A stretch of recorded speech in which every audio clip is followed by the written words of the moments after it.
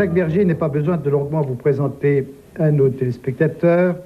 Ils connaissent votre visage, ils connaissent votre accent, ils connaissent votre mémoire. Et mes mémoires ont été un succès de librairie en Suisse, numéro 2 de vente. C'est ça, mais ils vous connaissent surtout grâce au jeu des Incollables. On vous connaît, Jacques Bergier, mais peut-être qu'on ne sait pas très bien qui vous êtes. Alors c'est un des propos de cette série d'entretiens, c'est d'essayer de savoir qui vous êtes. Officier de la France combattante, chevalier de l'Ordre national de la Légion d'honneur, croix de guerre avec palme, on sait aussi que vous êtes le seul personnage de Tintin qu'Hergé a puisé dans la réalité. L'auteur, avec Louis Pauwels, du fameux Matin des magiciens qui constitue un des plus formidables succès de librairie du monde entier. Votre renommée est internationale. Les soviétiques vous ont consacré un film, L'homme qui arrêta la foudre. Votre manuel du parfait saboteur a été traduit, je crois, en quelque chose comme 27 langues. Oui. C'est bien ça. Dont le malais. Dont le malais. Et la seule fois que j'ai vu un livre malais. Et Roger Vaillant a fait de vous un des personnages de son roman Drôle de jeu. Au fond, Jacques Bergier, vous êtes mondialement célèbre. Oui, ce qui prouve que je suis un personnage de second ordre. C'est une règle fondamentale de l'histoire que les personnages réellement importants, on n'en entend pas parler, ils n'écrivent pas de mémoire, ils ne sont pas mondialement célèbres. Avez-vous entendu parler de Philippe Berthelot? Non, qui c'est ça? L'homme qui a gouverné la France de 1919 à 1939. Dans un poste apparemment modeste au Quai d'Orsay, c'est lui le vrai maître de la France. Lisez à son sujet le beau roman de Jean Giraudoux, qui a été un de ses seconds, Bella. Avez-vous entendu parler de Richard Merton? Non. C'est un Allemand qui a combattu Hitler dans l'armée anglaise, qui est revenu en Allemagne après sa défaite et qui a reconstruit l'Allemagne. Le fameux miracle allemand, c'est lui. On n'avait jamais entendu parler. Les gens réellement importants, on n'en entend pas parler. Oui, mais alors moi je connais Napoléon, je connais Louis XIV, je connais Hitler, et ils n'ont pas joué de rôle, ça? Pas aussi important que d'autres. Pas aussi important que ceux qui étaient derrière eux. Et quand vous dites que ces personnages non connus ont joué un rôle important, à quel point de vue ils ne détenaient pas les instruments du pouvoir? Ils ne détenaient pas les instruments, ils détenaient le pouvoir lui-même. Enfin, vous vous considérez comme un personnage célèbre, mais peu important. Oui, exactement, de seconde zone. Et vous auriez préféré le contraire? J'aurais évidemment préféré le contraire, mais enfin, c'est une question de génétique, c'est une question de beaucoup de choses. À quoi tient votre célébrité, Jacques Bergier? À Tintin, je pense. Et également aux Incollables. Oui, mais enfin, vous étiez connu avant les Incollables et avant Tintin, non? Oui, mais enfin, ces histoires-là sont difficilement compréhensibles. J'ai écrit un très bon livre qui s'appelle Admiration, qui n'a pas fait 300 exemplaires.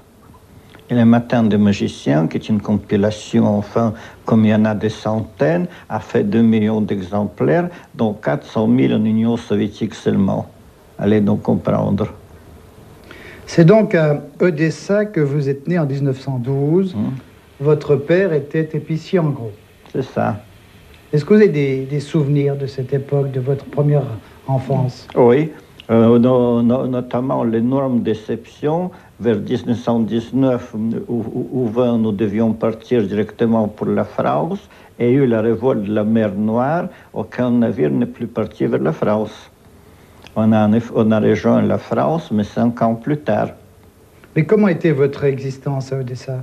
Une existence confortable? Une existence de riche, avec l'instruction à domicile, beaucoup de facilités, etc. À 4 ans, je crois que vous lisiez couramment l'hébreu, le russe et le français. C'est ça. Fantastique, non? Non. Lisez les journaux du dimanche dernier. On cite le cas d'un Afghan qui fut bachelier à 8 ans et qui est actuellement à 11 et docteur en sciences. Et il y a les cas classiques du professeur Wiener, l'homme qui a inventé la cybernétique, bachelier à 8 ans, docteur en sciences à 12, professeur d'université à 16. C'est ce qu'on appelle maintenant les surdoués. Mon ami Rémi Chauvin les étudie. Mais vous-même, vous n'êtes pas un surdoué? Ah non, non, certainement pas. J'ai fait faire des mesures. J'ai un quotient d'intelligence de 160, c'est-à-dire qu'il est encore mesurable. Les surdoués, justement, c'est au-dessus de l'intelligence. Le coefficient d'intelligence n'est plus mesurable. C'est l'homme après l'homme. Et nous sommes supérieurs comme nous le sommes aux grands singes. Et aujourd'hui, vous parlez combien de langues? 11. 11. Que vous avez appris dans des livres? Que j'ai appris dans des livres, en parlant avec des gens aussi. Et vous avez vécu les débuts de la révolution bolchevique? Exactement, jusqu'à 1920. Ensuite, nous sommes partis en Pologne, puis en France. Je le regrette personnellement, j'aurais beaucoup mieux réussi en Russie. Vous avez des souvenirs de cette époque de la révolution à Odessa? Guerre. Guerre. Il n'y a pas eu pratiquement de révolution. Il y a eu des combats. Les Blancs se sont retirés, puis sont venus les Verts. C'était les anarchistes agraires de Makhno, puis sont venus les Rouges, puis sont venus les Alliés, puis sont revenus les Rouges. Et pourquoi est-ce que votre famille voulait émigrer? Eh bien, parce qu'elle pensait, à tort à mon avis, qu'il n'y avait aucun avenir, étant donné la socialisation des magasins. Ils ont eu tort. Un cousin qui est resté est maintenant ministre du lait condensé et dirige une entreprise grande à peu près 60 fois comme Nestlé. Enfin, si votre père était resté en Russie, il y a de fortes chances que son commerce eût été nationalisé, non? Oui, mais il y a aussi de fortes chances qu'on lui eût donné un poste important et qu'il aurait terminé comme ministre. Et vous aussi, vous seriez devenu ministre? Non, certainement pas. Je n'ai pas du tout l'esprit politique, mais enfin, j'aurais pu faire des recherches extrêmement intéressantes. Vous pensez que vous auriez trouvé en Russie, en Union soviétique, des avantages que vous n'avez pas trouvés en Occident? Certainement. Au fond de vous-même, vous êtes toujours senti un exilé. Exactement. Surtout en France, qui est le pays le plus viscéralement antisémite d'Europe, plus que l'Allemagne. Plus que l'Union soviétique. Et plus que l'Union soviétique, qui ne l'est pas du tout. Études normales, donc, en France, au lycée, où votre famille s'est installée, puis études scientifiques. Pourquoi des études scientifiques? Eh bien, la science m'a toujours attiré, et en fait, j'étais doué pour. Malheureusement, je suis revenu de la Deuxième Guerre mondiale et des camps en épave, notamment sur le plan intellectuel, et je n'ai jamais repris l'intelligence que j'avais. Mais enfin, mettons, il y a 40 ans, 38, j'avais un certain nombre d'idées intéressantes scientifiquement.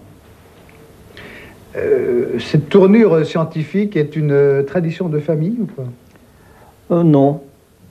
Non, la famille va plutôt vers les miraculeux. J'ai eu un oncle qui était rabbin miraculeux à Gcheminets en Volhynie, et le jour du grand pardon juif, il s'élevait et flottait à quelques mètres d'altitude. Il y a des milliers de témoins. Au-dessus des fidèles? Au-dessus des fidèles. Oui, évidemment, c'est pas très scientifique, ça. Non, enfin, c'est pas très bien expliqué. Votre profession, c'est donc ingénieur? Chimiste, ingénieur chimiste. Et vous avez beaucoup pratiqué cette profession? Pas mal. En particulier, j'ai été conseiller du gouvernement indien pour l'essence synthétique après la guerre. Pendant la guerre, très vite, vous êtes entré dans la résistance. C'est ça. À vrai dire, j'avais fait de la résistance contre Hitler dès 1935, j'ai donc continué. Est-ce que votre qualité de juif a joué à ce point de vue-là un certain rôle? Non. À ce moment-là, je ne me sentais pas encore juif. Aujourd'hui, vous vous sentez juif? Aujourd'hui, je le sens. Mais pas quand les juifs étaient menacés par les nazis? Non. C'est assez paradoxal, non? C'est assez paradoxal. Est-ce qu'il y avait... C'est assez paradoxal, mais j'admire avant toute vertu le courage. Lâcheté des juifs européens m'a dégoûté. Je me suis senti juif quand il y a eu les sabrats, c'est-à-dire les juifs nés en Israël, et quand les juifs se sont battus. Mais les Juifs européens, j'avais honte de l'être.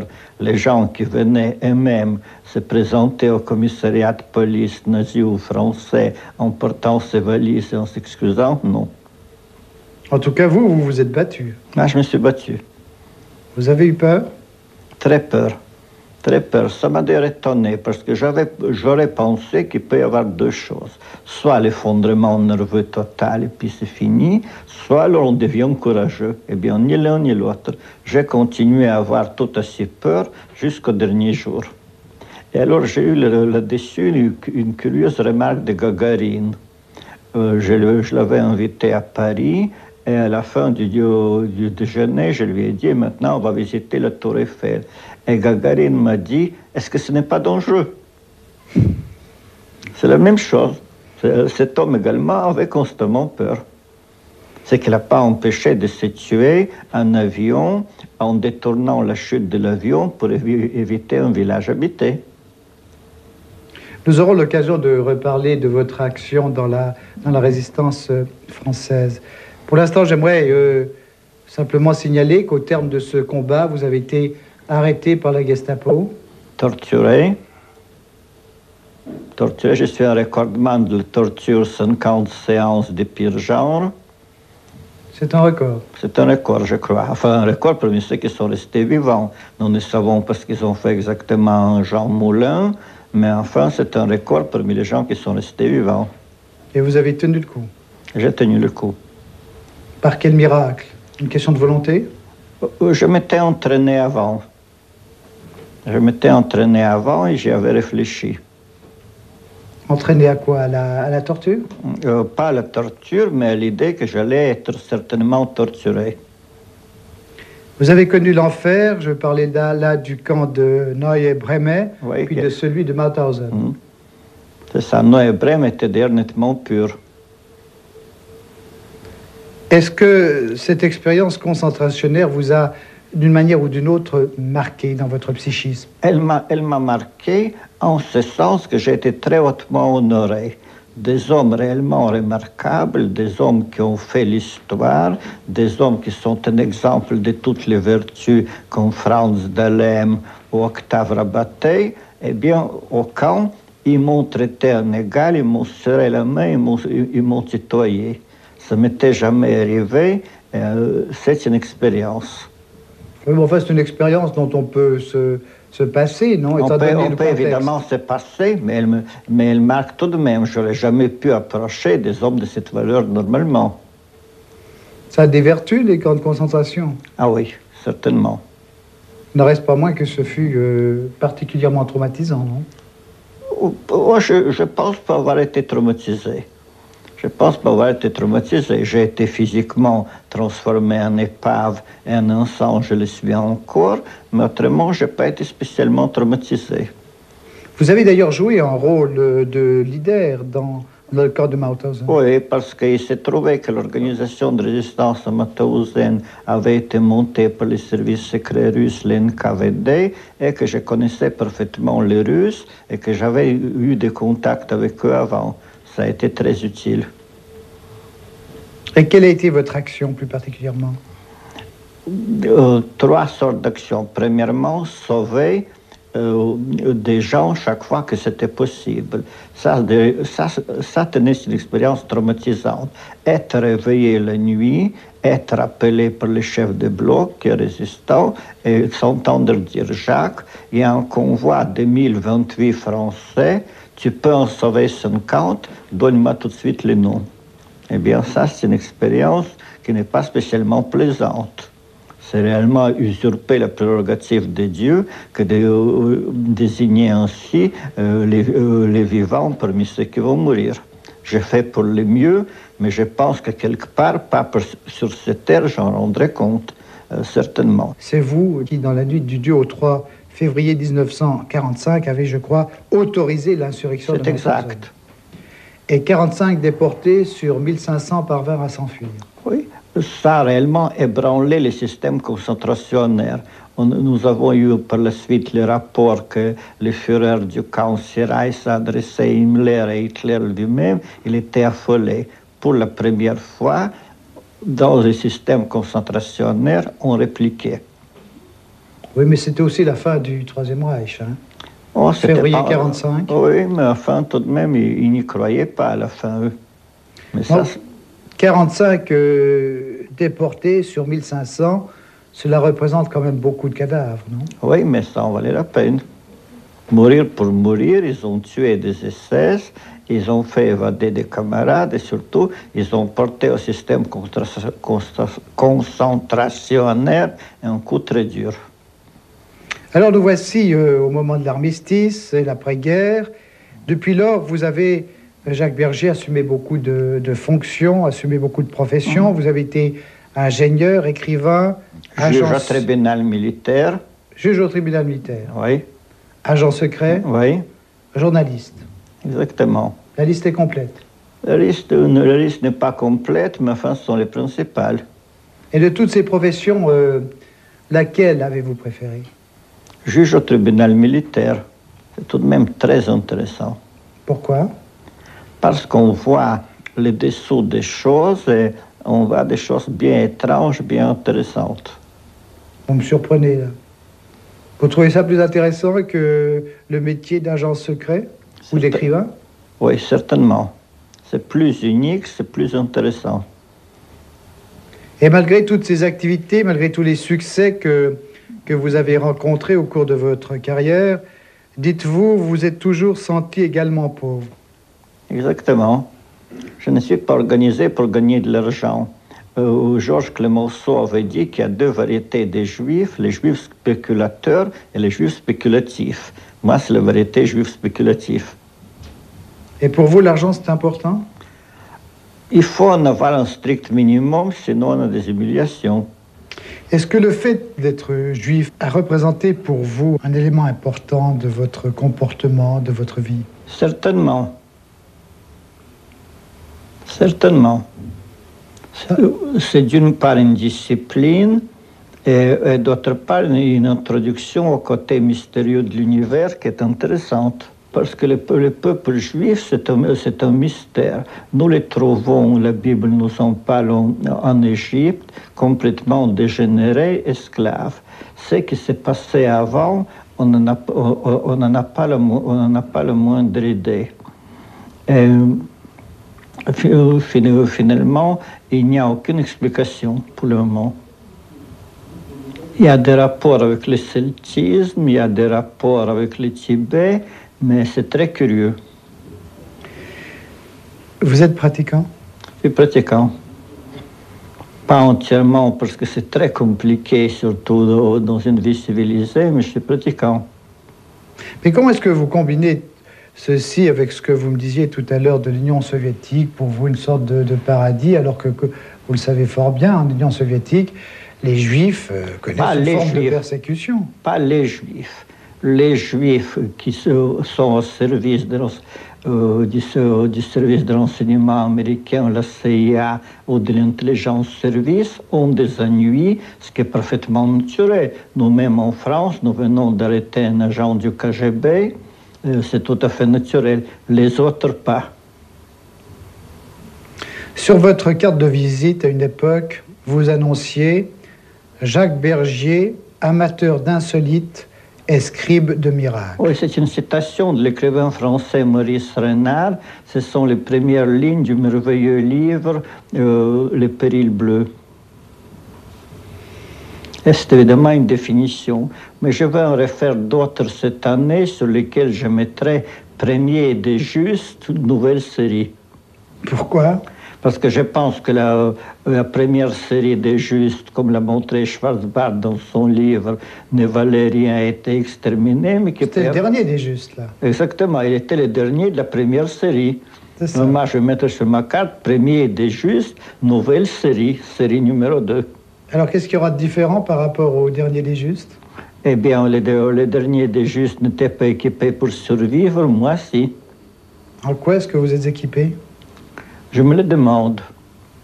Je me le demande. Je n'ai pas du tout compris, en particulier, comment j'ai survécu au camp de concentration, ni comment j'ai survécu un certain nombre d'autres choses après.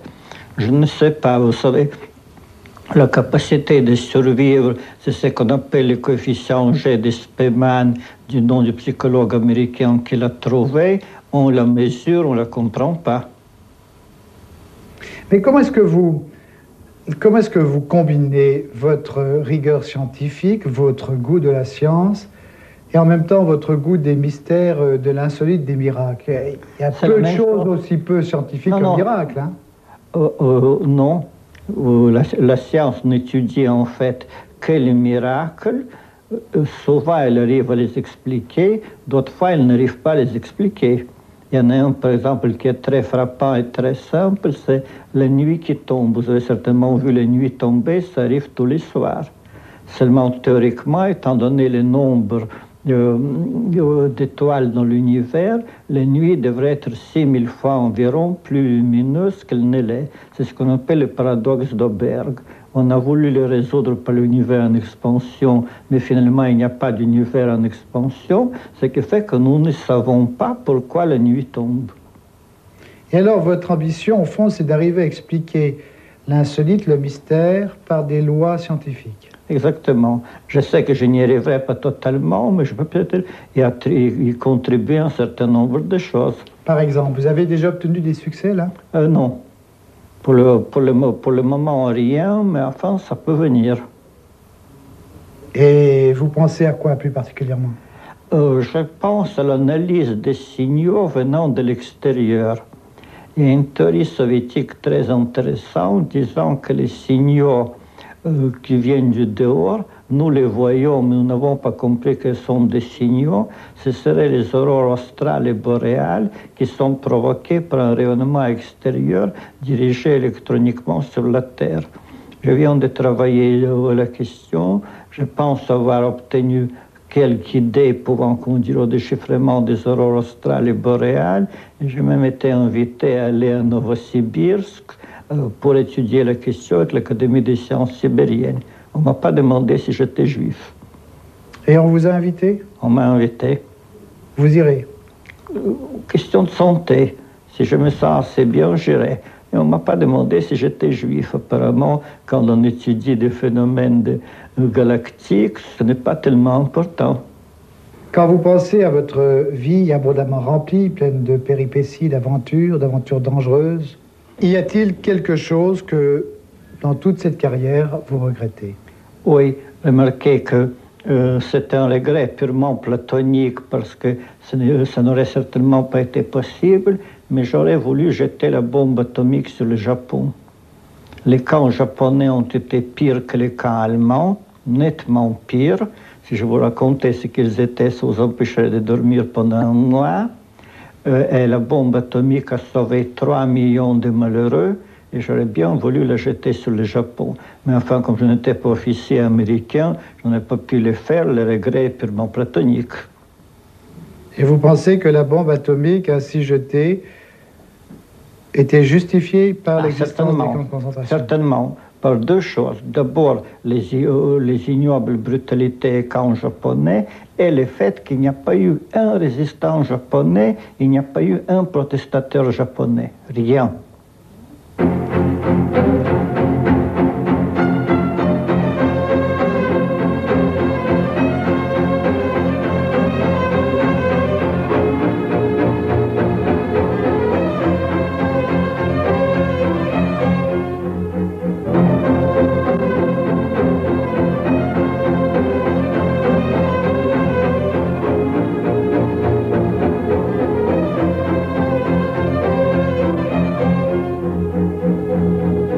Résistant de la première heure, créateur et animateur de réseaux, fabricant clandestin d'explosifs, organisateur d'attentats sur les forces allemandes, a ranimé le réseau Marco Polo, éclaté par l'arrestation du chef du réseau de l'époque. Arrêté a su par sa dignité en imposer aux membres de la Gestapo déportés en Allemagne. Telle est, Jacques Bergier, la citation à laquelle vous avez eu droit au lendemain de l'armistice, saluant votre action dans l'armée clandestine. Cette action pendant la guerre fut votre premier contact avec la guerre de l'ombre? Non. Il s'était passé ceci. À partir de 1937, j'étudiais ce qu'on appelle maintenant les armes nucléaires. Le président Georges Mondel, député français important et qui avait été le bras droit de Clemenceau, avait estimé que je méritais d'être protégé et m'a mis en rapport avec le 5e bureau de l'armée, ce que les romantiques appellent le 2e bureau. Ils ont donc assuré ma protection, mais pendant que j'y étais, je me suis beaucoup intéressé à ce qu'ils faisaient.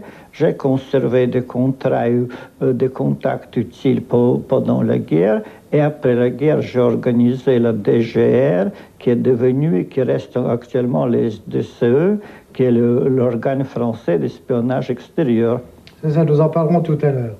Mais avant la guerre, est-ce que vous aviez déjà eu là une activité clandestine?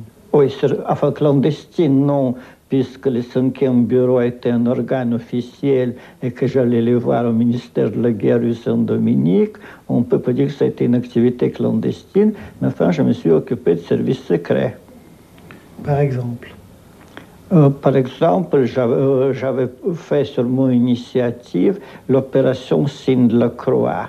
Au 3e anniversaire de l'incendie du Reichstag pour les nazis, on jouait à Berlin le film de Cécile B. DeMille, Le Signe de la Croix.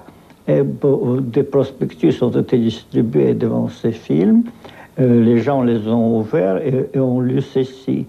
Néron a brûlé Rome et accusé les chrétiens, il mentait. Hitler a brûlé le Reichstag et accuse les communistes, il ment. Allemagne, réveille-toi. C'est moi qui les avais portés moi-même en Allemagne. C'est le Parti communiste allemand qui les a distribués et l'organisation que je fondais, enfin que j'ai mise en état à ce moment-là est devenue le célèbre Orchestre Rouge. C'est ça, que Trépère a dirigé. Que Trépère a dirigé, que Trépère et d'autres ont dirigé. C'était donc, votre première action était au fond une distribution de tracts devant un cinéma de Berlin. C'est ça. Ce qui était assez risqué, on pouvait se faire couper la tête. C'était dangereux, mais peut-être peu efficace. Ah si, ça, j'ai su après l'effet que ça a produit, il a été considérable.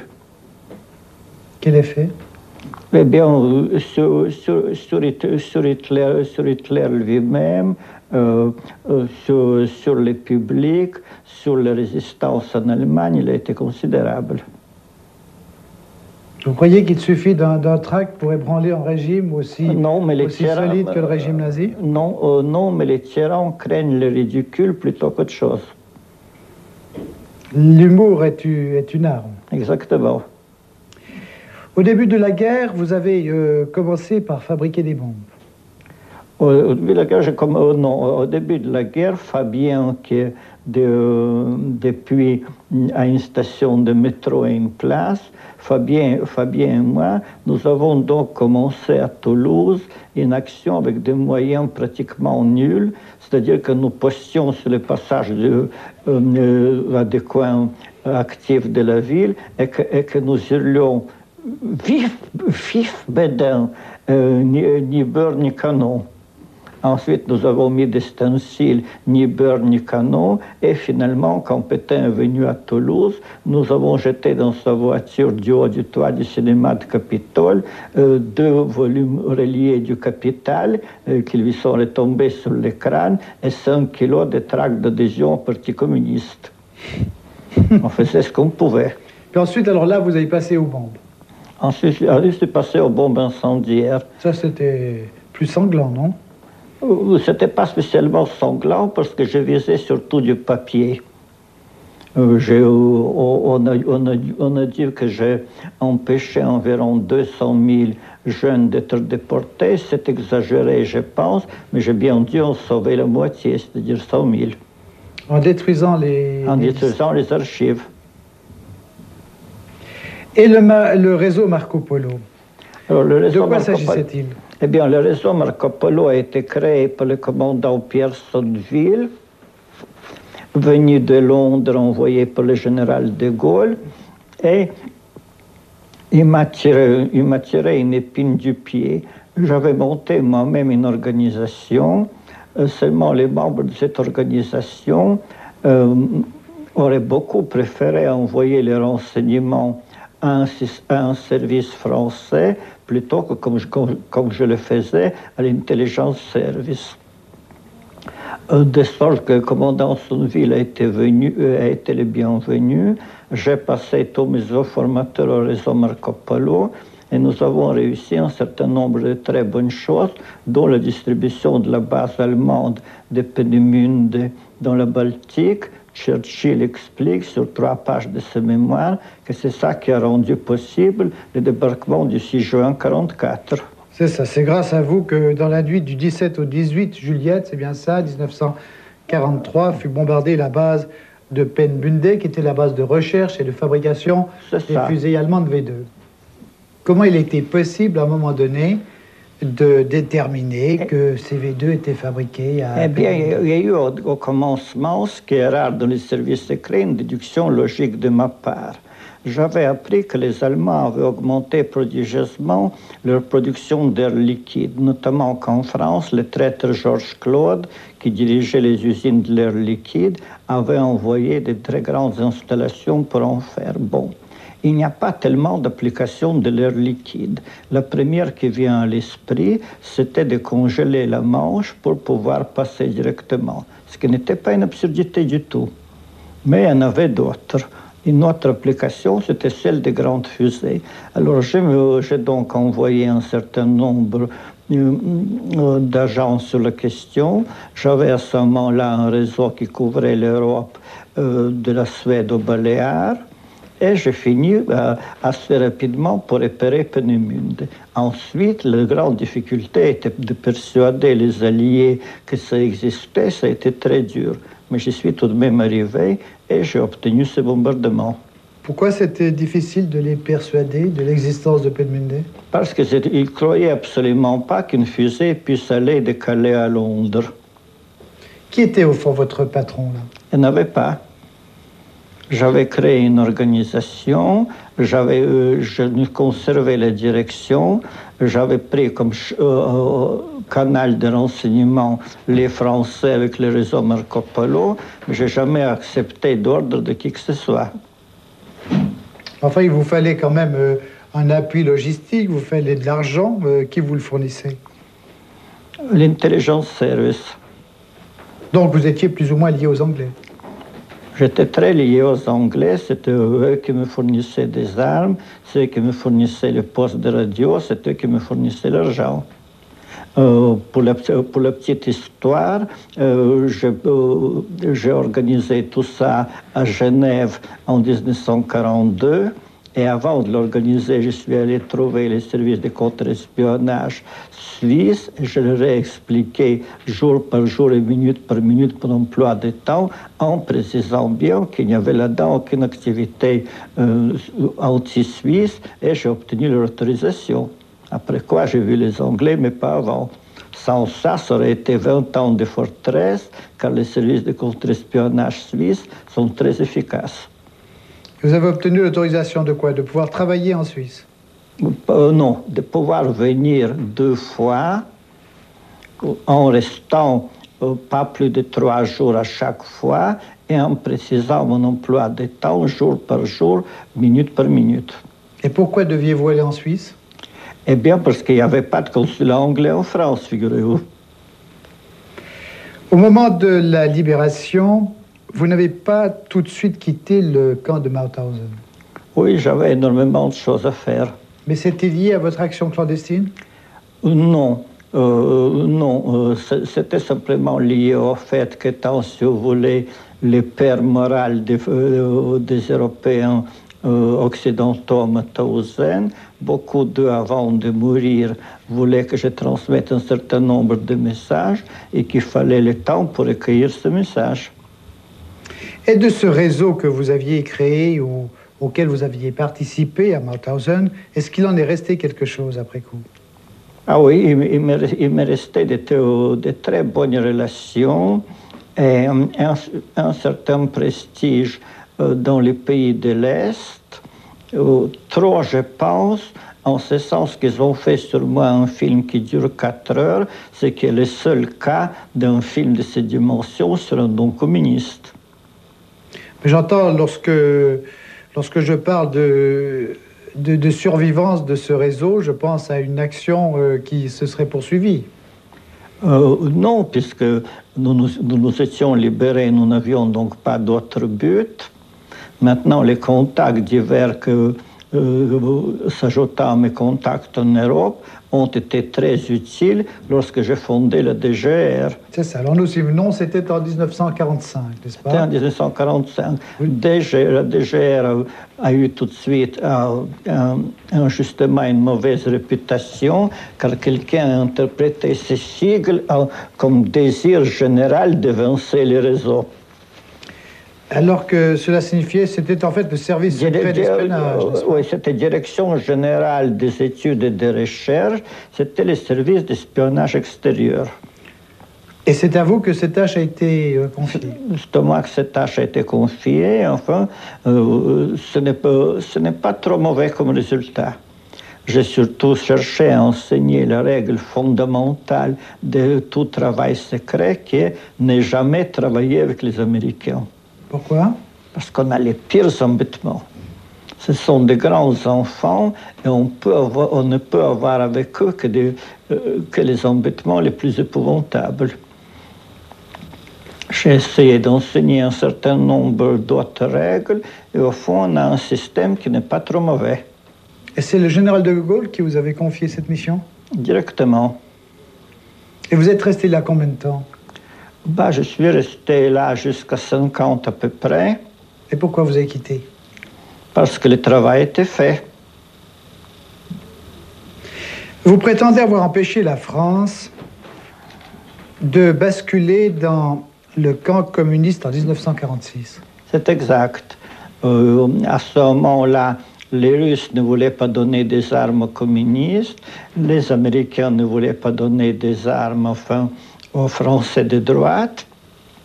Et il y avait des dépôts considérables d'armes cachés par les Polonais, par l'armée polonaise avant de partir, et celui qui les aurait pris, eh bien, aurait pu réaliser un coup d'État. Eh bien, c'est moi qui les ai trouvés et qui les a remis au gouvernement légal, qui n'était plus de Gaulle à ce moment-là. Je crois que c'était Laniel ou quelque chose comme ça.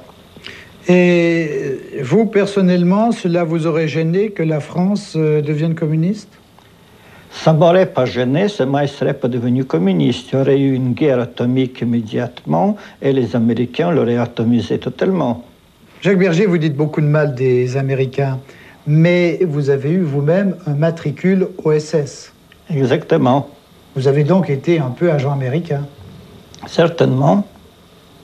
À vrai dire, je me suis occupé très vite du CIOS, qui était un service combiné entre alliés anglais, français, américains, ce qui m'a valu d'être le parrain de James Bond.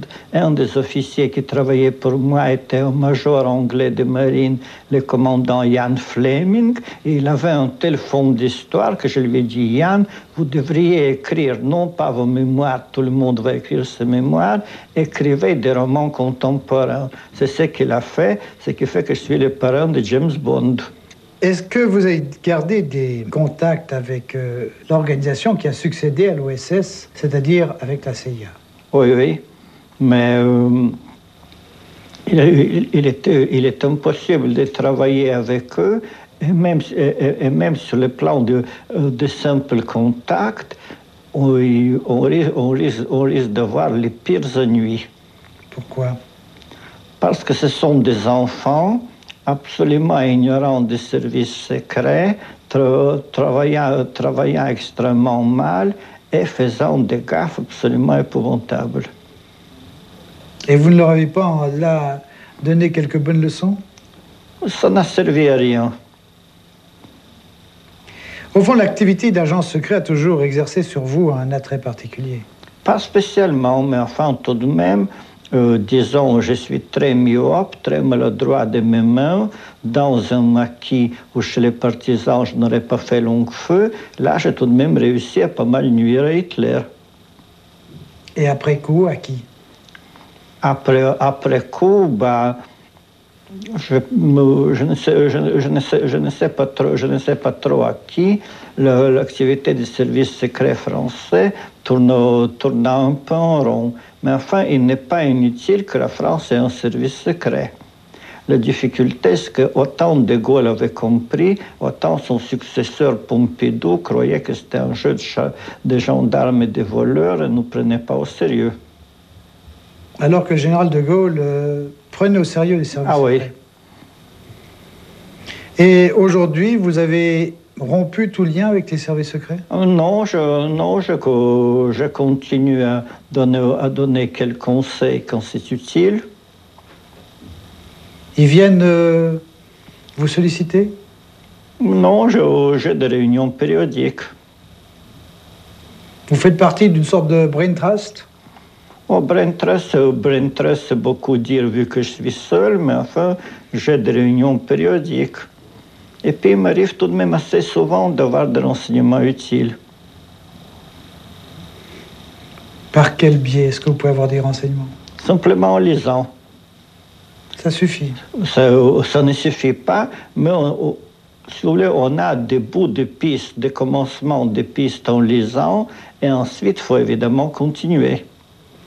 Et qu'est-ce qu'il faut lire?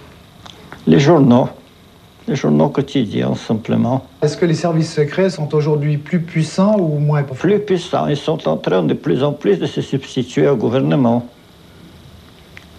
Mais en particulier en Amérique, pour la CIA, on a trouvé le terme très juste de gouvernement invisible.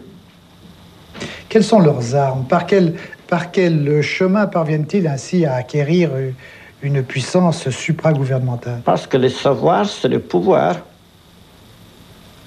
C'est uniquement parce qu'ils savent? C'est uniquement parce qu'ils savent. Alors comment parvient-on à devenir président des États-Unis, à rester au pouvoir, si on n'a pas l'appui des services secrets? Le président est un fantoche. Ce qui gouverne les États-Unis, c'est ce qu'on appelle le groupe 54-12. Lisez là-dessus les livres de Willis, le gouvernement invisible. C'est quoi le groupe 54-12? C'est un groupe qui a été fondé en décembre 1954. De là les titres. Ce sont un certain nombre de hauts fonctionnaires, une trentaine de personnes qui gouvernent les États-Unis. Ce sont eux en particulier qui négocient en ce moment avec leur équivalent en URSS pour une fusion, un condominium russo-américain. C'est le sujet de mon prochain livre qui va paraître en septembre, La grande conspiration russo-américaine.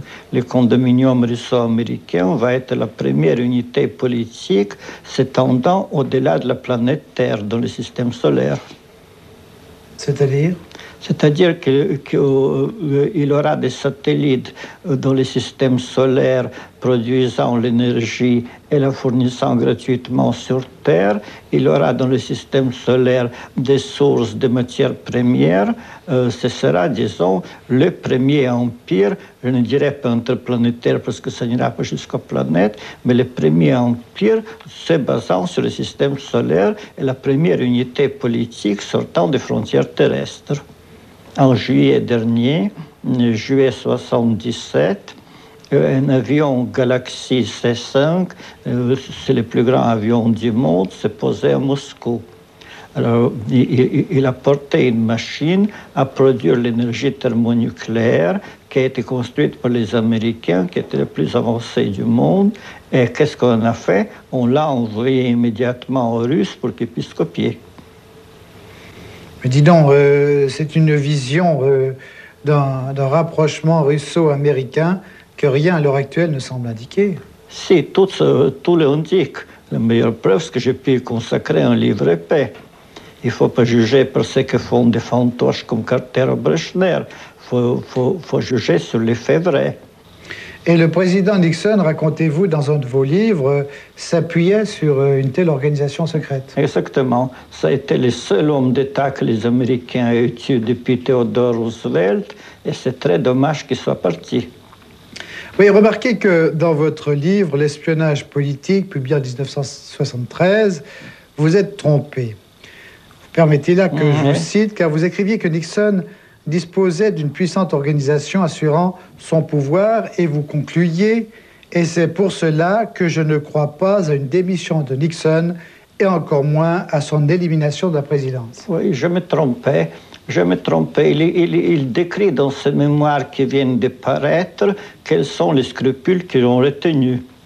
Il aurait pu conserver le pouvoir et n'a pas voulu. Vous croyez que Nixon avait des scrupules? Ah oui, certainement. Trop de scrupules. Si vous avez résisté, Jacques Bergier, si vous avez été agent secret, était-ce pour un idéal particulier? Oui, un idéal extrêmement simple. Je n'aime pas qu'on mette des enfants vivants dans un crématoire. Je pense que les gens qui font ça, il faut les empêcher de le faire. Ça me paraît extrêmement simple. C'était votre action pendant la guerre? Exactement. Et après coup, pourquoi est-ce que vous avez eu une activité d'agent secret? C'était pour défendre certaines valeurs? Non, simplement parce que j'avais monté une organisation, que j'avais apporté cette organisation au général de Gaulle et qui m'a demandé de la continuer. Mais vous n'y avez jamais eu chez vous des motivations idéologiques ou politiques? Non. D'une façon générale, l'agence immobilière, qui est le nom que nous donnons au véritable service secret français, n'a aucune motivation politique. Mais vous, personnellement? Moi non plus. Vous n'avez jamais songé à militer politiquement? Ah non, jamais. Dans votre action clandestine, vous avez pu être violent, Jacques Bergier, parfois, non? Certainement. Certainement. Je dis toujours, on me demande si je ne me suis pas trompé en exécutant des gens. Je réponds que c'est une absurdité. Par définition, quelqu'un que j'exécutais était un traître. Donc je ne pouvais pas me tromper. Vous avez tué souvent? Souvent. Et il n'y a jamais chez vous eu une forme de remords? Non, absolument pas. Mort au traître. C'est la devise du service secret soviétique qui s'appelle le Smerch, ce qui veut dire Smerch spionam, mort au traître. Et aujourd'hui, vous seriez prêt à reprendre une activité clandestine? Oui, si j'avais pu tuer Andreas Bader, je l'aurais fait, par exemple. Vous croyez que c'est des ressorts d'un service secret de tuer Andreas Bader? Certainement. C'est ce qui s'est produit, d'ailleurs, finalement. Mais ceci au nom de quoi? Au nom que les gens ont droit de vivre et que ceux qui kidnappent des avions, par exemple, ou tuent des gens, doivent être supprimés. Enfin, est-ce qu'on défend le droit de vivre en tuant les autres? Certainement. Car quelqu'un qu'on a tué ne recommencera pas. Vous aimez avoir comme cela, et ce sera ma dernière question pour ce soir, Jacques Bergier, vous aimez afficher comme cela des airs un peu cyniques, non? Non, simplement je ne risque plus rien. Je suis pratiquement mort, j'ai pour assez peu de temps ici, donc ça m'est totalement égal.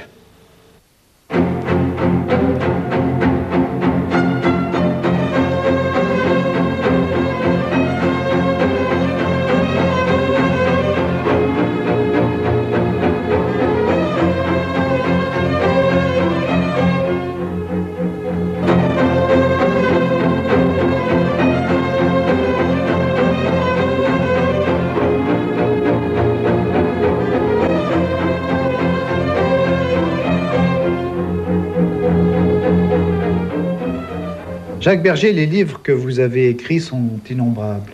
Est-ce que vous les avez comptés? 46. 46. Donc, plus un que j'ai retiré de la circulation, qui est l'économie politique de l'enfer, qui est un livre que j'ai écrit sur les camps quand c'était tout frais et qui traumatisait tellement les gens que je l'ai retiré de la circulation. Et ces livres ont été traduits dans d'innombrables langues? 18 jusqu'à présent. Alors, un des plus récents de ces livres est consacré à la Troisième Guerre mondiale. Celle-ci, dites-vous, a déjà commencé. Exactement. Reconnaissons que l'homme de la rue ne s'en est pas nécessairement aperçu. Oh, écoutez, l'affaire Aldo Moro, l'affaire Schleyer, tout de même l'homme de la rue en a entendu parler, non? C'est ça la Troisième Guerre mondiale. C'est ça la Troisième Guerre mondiale. Et c'est ça que j'avais prévu très exactement dans mon livre. C'est juste. En quoi est-ce que ce terrorisme, celui donc des Brigades Rouges, celui de l'ex-bande Abadère, est-il différent du terrorisme qu'ont pratiqué, par exemple, les Israélites, le groupe Stern en Palestine? Il est différent par le fait que c'est un des deux terrorismes, l'autre étant celui des protestants irlandais, qui est un terrorisme de riches. Ils ont des moyens financiers pratiquement illimités et par conséquent, ils ont du matériel qu'on ne pouvait pas avoir. J'ai eu ces jours-ci par Scotland Yard le manuel qui est distribué aux terroristes irlandais à Belfast en particulier. Alors là, réellement, du terrorisme de riches. Par exemple, pour fabriquer un explosif, ils disent qu'il faut prendre d'abord 1 kilo de bacon et que le fondre et nitrer la graisse obtenue. Eh bien, si j'avais eu pendant la clandestinité 1 kilo de bacon, je n'aurais pas fait des explosifs avec. Vous l'auriez mangé. Exactement. C'est réellement le terrorisme des riches, qui est très différent du terrorisme des pauvres. Les mêmes manuels expliquent comment on fait une mitraillette. Il faut d'abord acheter une caméra de télévision, une caméra de cinéma qui doit valoir, je ne sais pas, 15 ou 20 000 francs suisses, pour commencer. C'est le terrorisme du riche. Et dans son essence, est-ce que ce terrorisme-là est véritablement différent du terrorisme du pauvre? Oui. Voilà, l'argent et les moyens changent tout. De plus, les Israéliens, par exemple, ou d'autres, n'avaient pas de camp d'entraînement. Ce terrorisme avait 2 camps d'entraînement très importants à Benghazi et à Ostrava. Depuis que mon livre est paru, Ostrava d'ailleurs a été fermé par suite des circonstances assez étonnantes. Ils instruisaient les gens sur la façon de détourner les avions. Alors les gens, ainsi instruits, se sont mis à détourner des avions tchèques et à choisir la liberté. Ils ont ainsi détourné 4 avions tchèques au début de cette année, et puis on a fermé Ostrava. D'après vous, il y a un complot international? Oui, il y a un complot international comprenant 3 variétés de gens travaillant ensemble. Premièrement, des faucons du KGB, du service secret soviétique, non pas le gouvernement soviétique, mais une branche du service secret que le gouvernement ne contrôle pas et qui agissent par ambition. S'ils arrivent à provoquer un tel désordre en Europe que l'armée soviétique soit obligée d'occuper l'Europe, ce sera beaucoup d'autres postes de gouvernement et de contrôle pour eux. Bon. Ensuite, il y a un certain nombre de gens du tiers-monde qui pensent que le néocolonialisme européen est pire que l'ancien colonialisme européen et qui ne peut être arrêté qu'en détruisant l'Europe. Et enfin, il y a un certain nombre d'Européens qui sont dégoûtés d'Europe, qui sont dégoûtés de leur système social, comme les collaborateurs français étaient dégoûtés de la démocratie. Et ça fait donc un 3e élément. Tout cela fait une organisation que j'ai appelée, pour simplifier, interterror, qui s'appelle certainement pas interterror, de même que l'Orchestre Rouge a été désigné comme tel par la Gestapo et que son vrai nom était Organisation Spéciale 1. C'est ça. Mais les meneurs de jeu, ce sont Cuba et l'Union soviétique, d'après ce que vous écrivez? Ce sont Cuba et l'Union soviétique. Pourquoi Cuba? Eh bien, parce que l'Intercontinental, l'organisme qui a été à la base d'Interterror, a été fondé, a fonctionné à Cuba. Lors de la conférence tricontinentale, écrivez-vous, de 1966. C'est ça. Mais vous avez des preuves pour affirmer cela? Bien entendu. Cette conférence a édité un journal qu'on peut avoir, qui s'appelait Tricontinental, qui a été interdit en France, mais qui n'a pas été interdit en Suisse, qu'on peut avoir dans des bibliothèques, dans son édition française, tout à fait facilement. Et à la tête de ce mouvement anti-interterror, il y a un état-major? Il y a un état-major. Et dans cet état-major, qui trouve-t-on? Des gens du tiers-monde, des soviétiques, des Cubains et un certain nombre d'Européens. Et il y a un patron? Non, il n'y a pas un patron, ça c'est du romantisme, il y a un comité. On a parlé de Carlos, du fameux Carlos. Ah non, ça c'est du folklore. C'est du folklore, Carlos. C'est du folklore. Il y a évidemment un certain nombre de gens de ces gens, mais c'est du folklore. Il y a un comité sérieux, bien organisé et avec des moyens pratiquement illimités. Et cet état-major, ce comité, siège quelque part? Il siège à Benghazi. La Libye joue un grand rôle, là. La Libye joue un grand rôle. Et les troupes, elles sont nombreuses? Il est assez difficile de les dire. Je les fixerai à quelque chose comme 60 000. C'est énorme.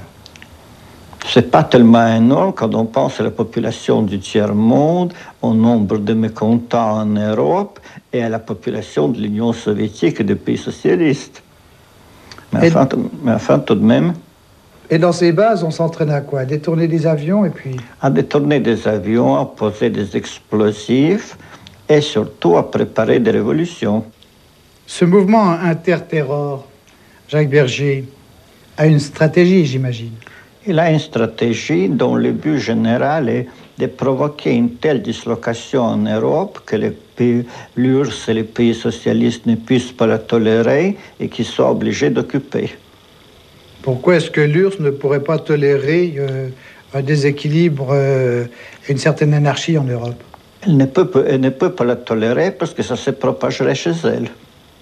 En fait, ce qui s'est passé et que Interterror n'a pas prévu, c'est que le gouvernement de l'URSS et par suite le gouvernement des pays socialistes alliés ont commencé à agir contre Interterror. Et la Bulgarie, par exemple, vient de livrer des personnages importants de l'Interterror aux Allemands. Pourquoi? Parce que cette anarchie se propagerait chez eux et qu'elle serait beaucoup plus difficile à contrôler. Alors, d'un côté, vous avez des Russes qui travaillent avec le mouvement interterror, et de l'autre, vous en avez qui travaillent contre ce mouvement. C'est ça. Il y a la Russie clandestine et la Russie officielle. Non, il y a la Russie officielle qui ne contrôle pas entièrement ses services secrets. Enfin, c'est le cas d'un peu tous les services secrets, non? C'est le cas général. Alors, le mouvement interterror... Alors, attention, oui. Les Russes se souviennent de la vague de terrorisme qu'il y avait eu chez eux entre 1950 et 1954, qui fut extrêmement grave. Dans les rues de Kiev, dans les rues de Kharkov, on abattait des communistes.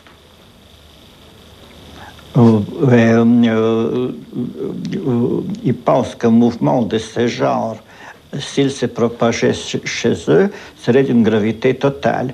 D'ailleurs, ils viennent d'avoir un coup très dur en Azerbaïdjan, où les ministres de l'Intérieur, les chefs de la police politique KGB et les chefs du service de renseignement militaire GRU ont été abattus la semaine dernière. Donc, ils ont des raisons de craindre quelque chose. Mais le mouvement interterror, si je vous ai bien compris, est dirigé essentiellement contre l'Europe occidentale. Exactement.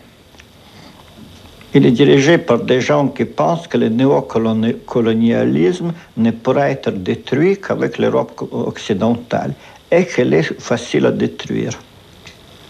Plus facile que les États-Unis? Ah, les États-Unis, c'est pratiquement impossible.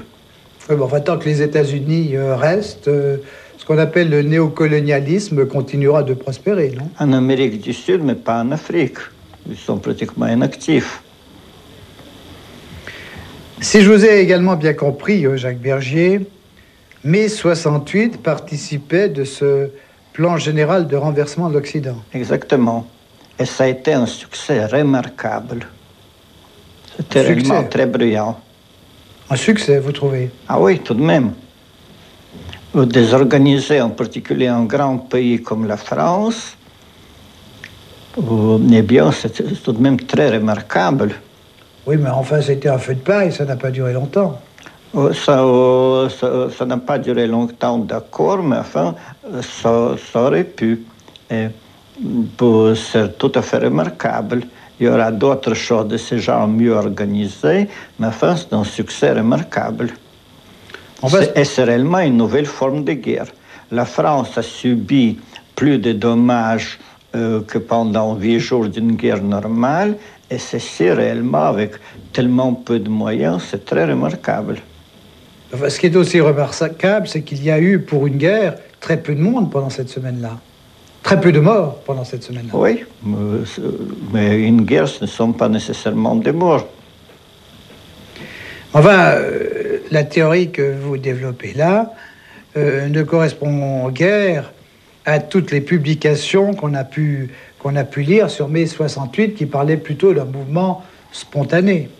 Oui, ces publications négligent simplement un fait élémentaire, c'est que le centre maoïste de Bruxelles fournissait un mouvement 1 milliard de francs par jour. À part ça, c'était spontané. C'est quoi ce centre maoïste de Bruxelles? Eh bien, c'était une boutique de l'interterror. Et ce sont les Chinois qui auraient alors financé mai 68? Non, ce n'est pas des Chinois. Être maoïste, ce n'est pas être chinois. Et je dirais même qu'il n'y a pas de Chinois maoïstes. Enfin, on n'a jamais eu le sentiment que mai 68 eut comme base des assises financières aussi luxueuses que celles que vous dites. Ah oui. D'ailleurs, ça comme... Qu'est-ce qu'on aurait fait de cet argent? Beaucoup propagande,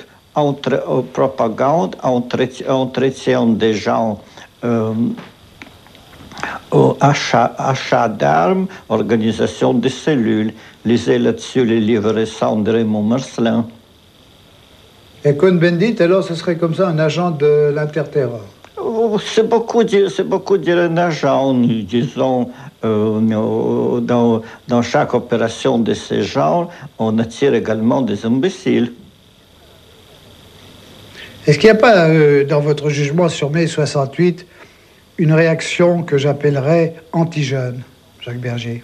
Je ne le pense pas. J'ai même lancé un mot d'ordre pour les jeunes à cette époque-là. Assez attendre la calmie, assez manger le pain de larmes, chacun peut être bandit.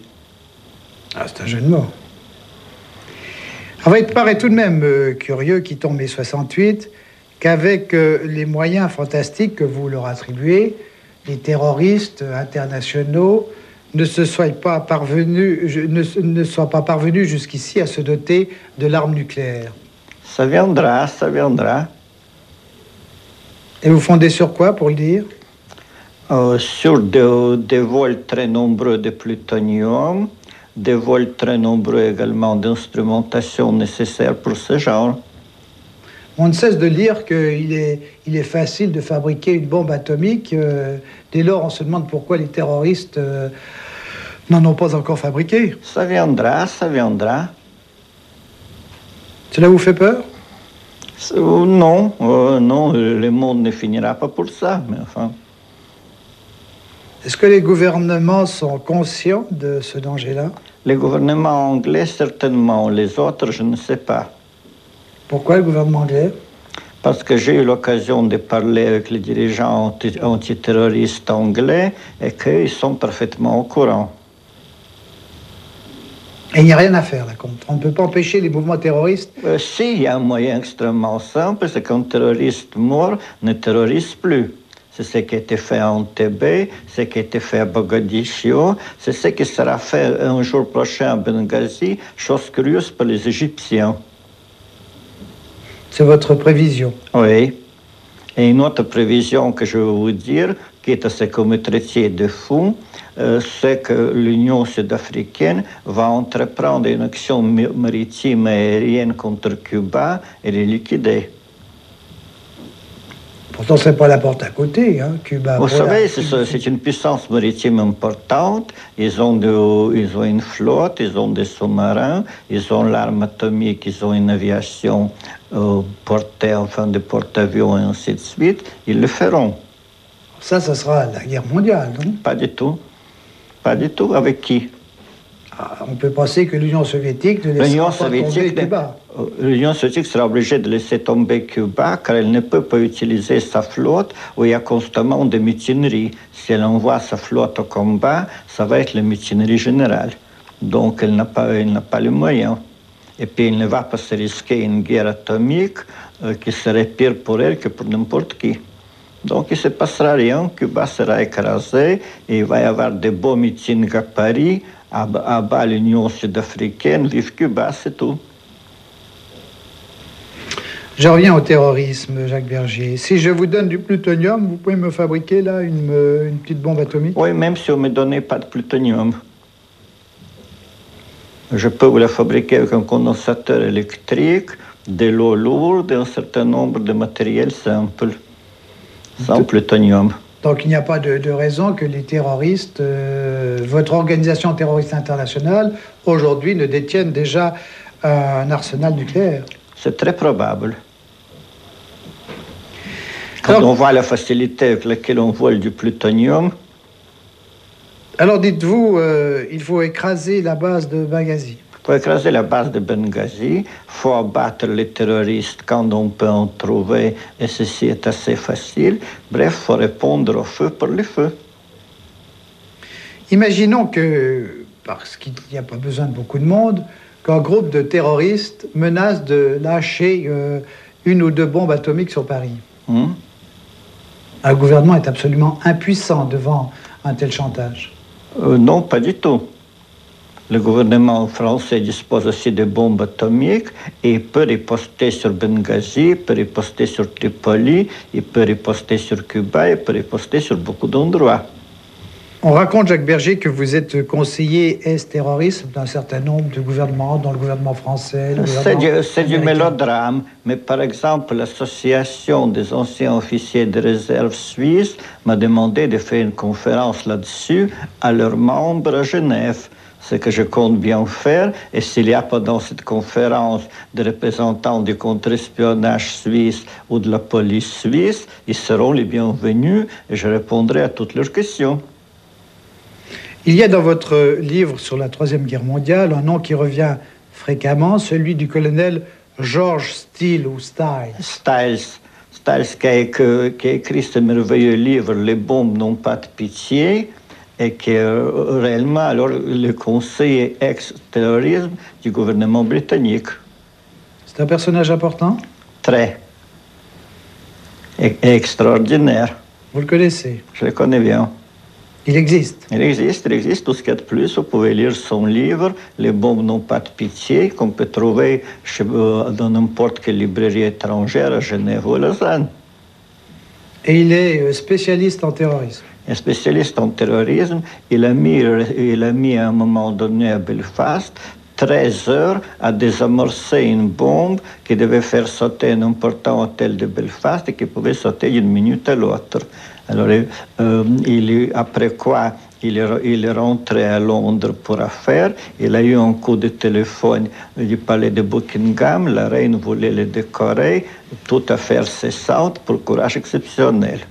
Alors il y est allé, et évidemment il a mérité, parce que, je ne sais pas si vous imaginez, rester 13 heures sur une bombe qui peut vous sauter entre les mains d'un moment à l'autre. C'est ça le courage. Pendant la Deuxième Guerre mondiale, vous avez été à votre manière un terroriste, Jacques Bergier. Pas à ma manière, j'ai été un terroriste et j'en ai conservé des souvenirs magnifiques. Notamment une attaque en mars 1943, nous avons attaqué la voiture de la Gestapo qui transportait notre camarade Raymond à Brac au peloton d'exécution. L'attaque a réussi, elle avait été conduite par la femme d'Aubrac, Lucie, qui était à l'époque enceinte de 4 mois. Et la vision qui m'en est restée, c'est cette femme visiblement enceinte, arrosant à Lyon les alentours du pont de la Guillotière à la mitraillette, et 2 SS à la tête des morts complètement affolés, essayant de se planquer dans un caniveau. Alors, vous avez résisté, vous avez été terroriste, et aujourd'hui vous condamnez le terrorisme. Il y a donc un terrorisme je condamne rien du tout. Je condamne rien du tout. Le terrorisme m'intéresse. J'écris des livres là-dessus, mais je condamne rien du tout. et je n'ai pas d'opinion. Je commence mon livre en disant que les terroristes qui sont de mon côté politique sont des gens très bien et ceux qui ne le sont pas, je ne les considère pas. Mais en fait, le terrorisme, c'est l'histoire seule qui peut juger. Je vais vous donner un exemple. Il existe actuellement en France un mouvement terroriste constitué par des Français qui n'acceptent pas d'avoir perdu la guerre d'Algérie. Comme De Gaulle en 1940 pour une autre guerre, ils pensent que la France n'a pas perdu une bataille, a perdu une bataille mais n'a pas perdu la guerre. Ils continuent à agir. Ils ont exécuté récemment un traître important en France. En Algérie, ils font des actions d'une audace extraordinaire. Ils ont failli descendre Boumediene le mois dernier. Eh bien, c'est l'histoire qui les jugera. Ou bien leur affaire n'aboutira à rien, ou bien elle aboutira à un retour des Français, les armes à la main en Algérie, ce qui n'est pas plus étonnant que l'État d'Israël. Donc moi, je n'ai pas à juger ou à condamner des terroristes quelconques, c'est à l'histoire de le faire. Tout de même, lorsqu'on lit votre livre, on a le sentiment que les gens d'interterror, vous ne les portez pas dans votre cœur. Je les porte pas dans mon cœur, mais ça prouve rien. Non, mais ça prouve qu'à vos yeux, il y a un terrorisme peut-être pur et un terrorisme impur. Non, absolument pas. Un terrorisme louable, un terrorisme condamnable. Absolument pas. Mais il y a des gens où je suis d'accord dans leur action politique, et des gens où je suis contre eux. Mais ça ne veut pas dire qu'ils ne soient pas valables. De toute manière, si des hommes choisissent ainsi la voie terroriste, c'est peut-être en partie pour les raisons objectives, parce qu'ils ont de bonnes raisons pour ainsi se livrer à des actions désespérées. C'est exact, mais c'est aussi pour des raisons romantiques. Réellement, c'est très beau d'être terroriste. C'est très beau. Le poète français Aragon a admirablement décrit cela. À l'aube de la violence, le rêve à la fureur du feu, entre Valréas et Valence, les jeunes gens menaient le jeu. C'est beau d'être terroriste et on comprend que ça attire. Vous en avez la nostalgie, vous? Je n'ai pas du tout la nostalgie, jamais de nostalgie, mais enfin, je comprends très bien les gens qui le font. Mais cette époque que vous avez vécue pendant la guerre, pour vous, est au fond une belle époque. Ah, une très belle époque. Et les cas encore plus. Dit Jacques Bergier, il y a une question qu'il faut que je vous pose au terme de cet entretien. Car enfin, vous ne cessez d'affirmer, d'annoncer des choses qui, pour le moins, surprennent. Vous n'avez jamais essuyé des démentis? Si, souvent. Il m'arrive de réaliser des prédictions exactes. Il m'arrive aussi de me tromper considérablement. Personne, je crois, ne peut prévoir l'avenir. Et pourtant, vous essayez de le prévoir. Et pourtant, j'essaie de le prévoir. Pourquoi? Par jeu? Non. Le principe scientifique, c'est que quand on a des informations, il est possible de les interpréter de façon à prévoir l'avenir. Donc, on peut essayer. Et on peut également se tromper. Et il y a des affirmations souvent audacieuses. Vous n'avez jamais connu de procès? Non, j'ai connu des menaces de mort en assez grand nombre, mais je n'ai jamais connu de procès. Vous êtes co-auteur avec Louis Pauwels du Matin des magiciens, qui non seulement a connu un grand succès de librairie, mais qui, à un des égards, constitue sinon une Bible, du moins un ouvrage de référence. Est-ce que vous avez jamais songé à expliquer le véritable phénomène que constitue le succès du Matin des magiciens? Jamais pu le comprendre. Il vous a étonné vous-même? Il m'a étonné moi-même. Je pense que le duo style de Louis Pauwels qui est excellent, mais enfin, tout de même, je ne me l'explique pas. Tout ce qui est raconté dans le Matin des magiciens est vrai. Le Matin des magiciens est vrai, mais enfin, c'est très loin d'être la totalité, à tel point qu'il va y avoir en Suisse une collection qui s'appellera Le Monde Secret et qui n'aura pas moins de 25 volumes sur tous les grands mystères. C'est ça. Et tous les renseignements contenus dans le Matin des magiciens, il y en a des milliers, des centaines de milliers, c'est votre rapport à vous. Exactement. Plus exactement ceci. Après la guerre, entre autres avantages, tous les gouvernements qui ont combattu contre Hitler m'ont laissé consulter leur dossier FF. FF est une abréviation anglaise de l'expression file and forget, c'est-à-dire ranger ça dans un dossier et oubliez-le. Ce sont les dossiers sur les choses qu'on ne comprend pas. Tous les gouvernements en ont, et je suis un des rares à avoir pu tous les consulter. Alors ça fait réellement énormément de renseignements. Et pourquoi ce privilège ? Parce que j'ai tout de même rendu un certain nombre de services importants pendant la guerre et qu'ensuite j'avais de quoi traiter d'égal à égal avec tous les chefs de services de renseignement. Alors comme les dossiers FF ne présentent pas en réalité des problèmes de défense nationale, tout le monde m'a laissé les consulter et sont réellement bien étranges. Et vous avez trouvé là la matière pour le Matin des magiciens? Oui, et pour à peu près une quinzaine d'autres livres après. Alors, à travers ce livre, à travers d'autres de vos livres, vous nous faites toucher précisément du doigt ce que j'appellerais les grands mystères. Vous venez d'ailleurs d'en parler, des mystères. Ainsi, vous êtes persuadé qu'une civilisation plus importante que la nôtre a vécu avant nous. Oui, même plusieurs civilisations. Seulement, ça pose immédiatement des problèmes qui sont totalement insolubles pour le moment. C'est-à-dire le problème des intermédiaires. Par exemple, on a récemment trouvé en Égypte un miroir tracé avec des lignes extrêmement fines, à peu près 15 000 lignes par centimètre.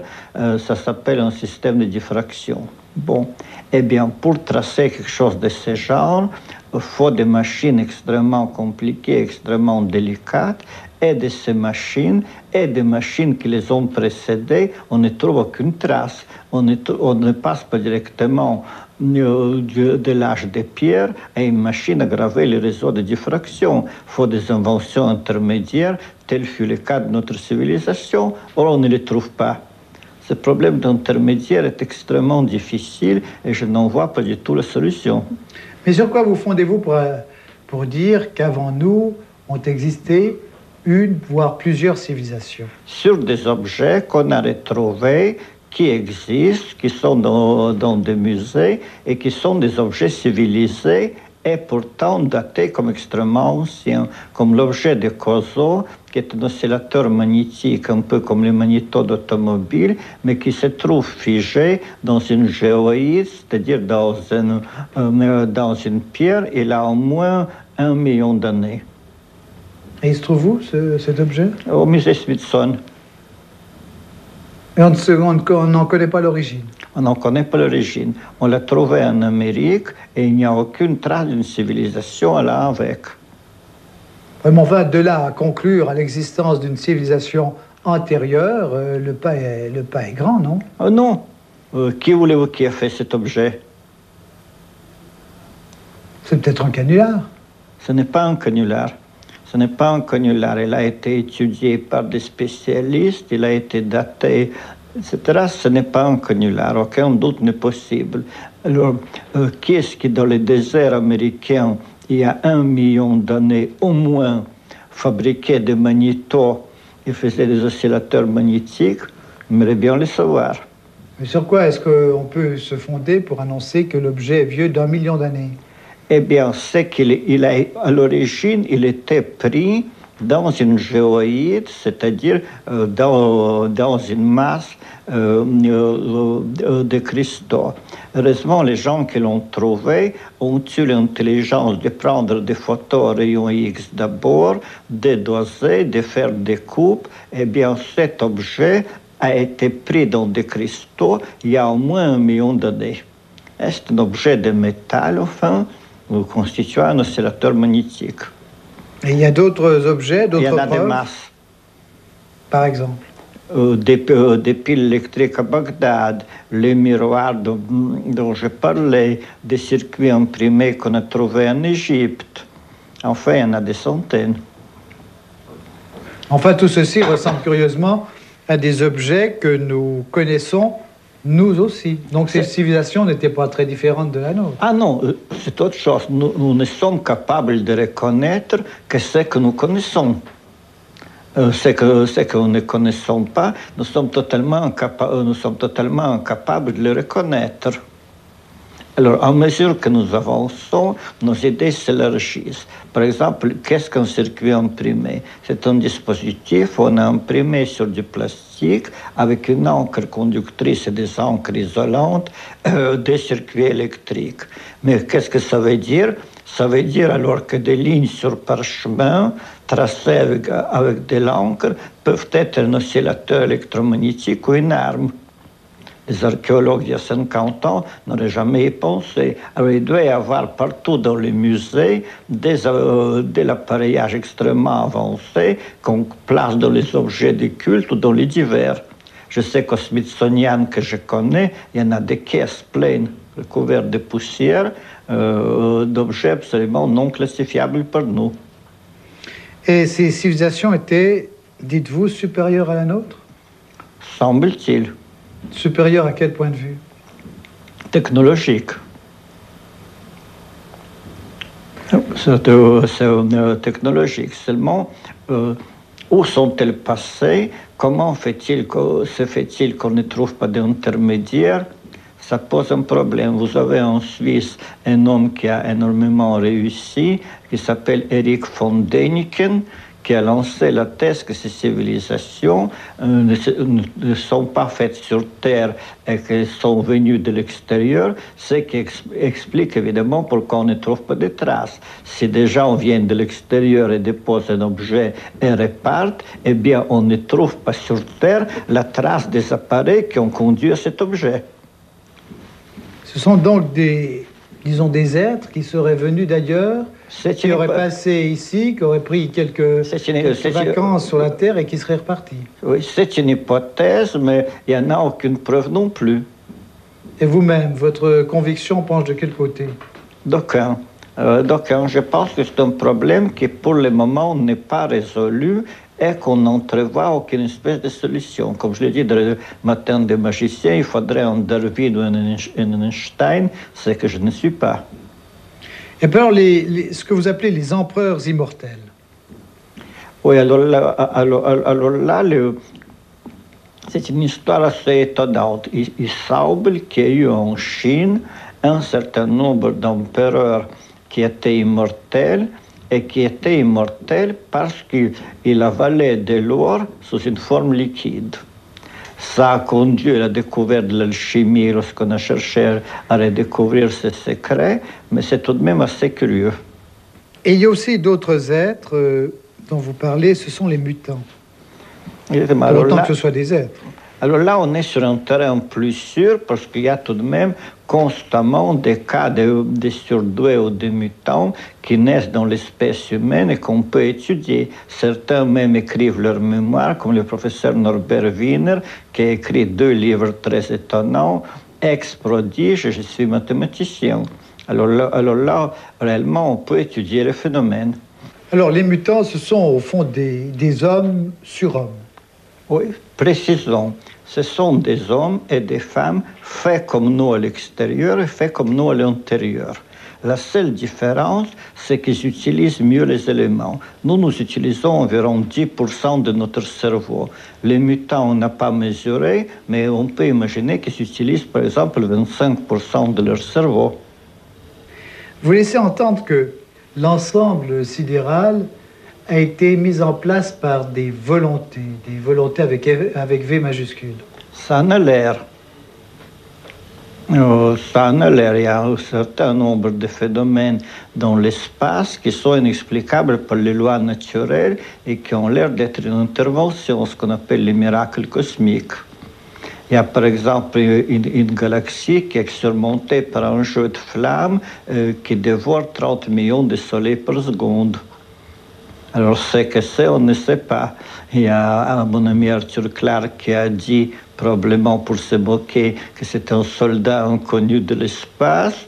Et en effet, on peut penser à une espèce de super cérémonie religieuse ou à quelque chose dont nous n'avons pas la moindre idée, ou simplement à des êtres qui, il y a des milliards d'années, ont décidé que l'univers serait, que l'intelligence existe dans leur galaxie. Et ce sont des êtres, pour faire quelque chose de ce genre, on peut vaguement imaginer comment c'est faisable, mais ils nous sont supérieurs comme nous le sommes au grand virus. Mais ça vous arrange un peu de croire... Ça m'arrange rien du tout, mais enfin, l'univers est comme il est. Et pourtant, vous ne croyez pas aux soucoupes volantes? Ah non, parce que ça, elle a été complètement démontré que c'est une escroquerie. Il faudrait être aveugle pour ne pas admettre que c'est une escroquerie, étant donné que ça a été démontré. Les photos, quand on les agrandit, on voit que c'est un couvercle de poubelle avec 3 balles de tennis collées. Tous les témoins mentent, ça c'est bien établi. Même que je ne crois pas aux ectoplasmes, que je ne crois pas à la radiesthésie, que je ne crois pas à l'astrologie. Cela n'empêche pas que dans l'univers, il paraît bien y avoir des intelligences très supérieures à nous-mêmes. Qui vivent déjà à l'heure actuelle, qui vivent encore à l'heure actuelle. Qui vivaient dans le passé. N'oubliez pas que nous ne voyons pas l'univers. La lumière se propage à une vitesse finie. Nous voyons quelque chose qui s'est passé il y a des milliards d'années. Alors on peut dire qu'il y a des milliards d'années, il y avait dans certaines galaxies, dans certains systèmes galactiques, des intelligences supérieures. C'est qu'ils sont devenus maintenant à notre échelle, on n'en sait rien.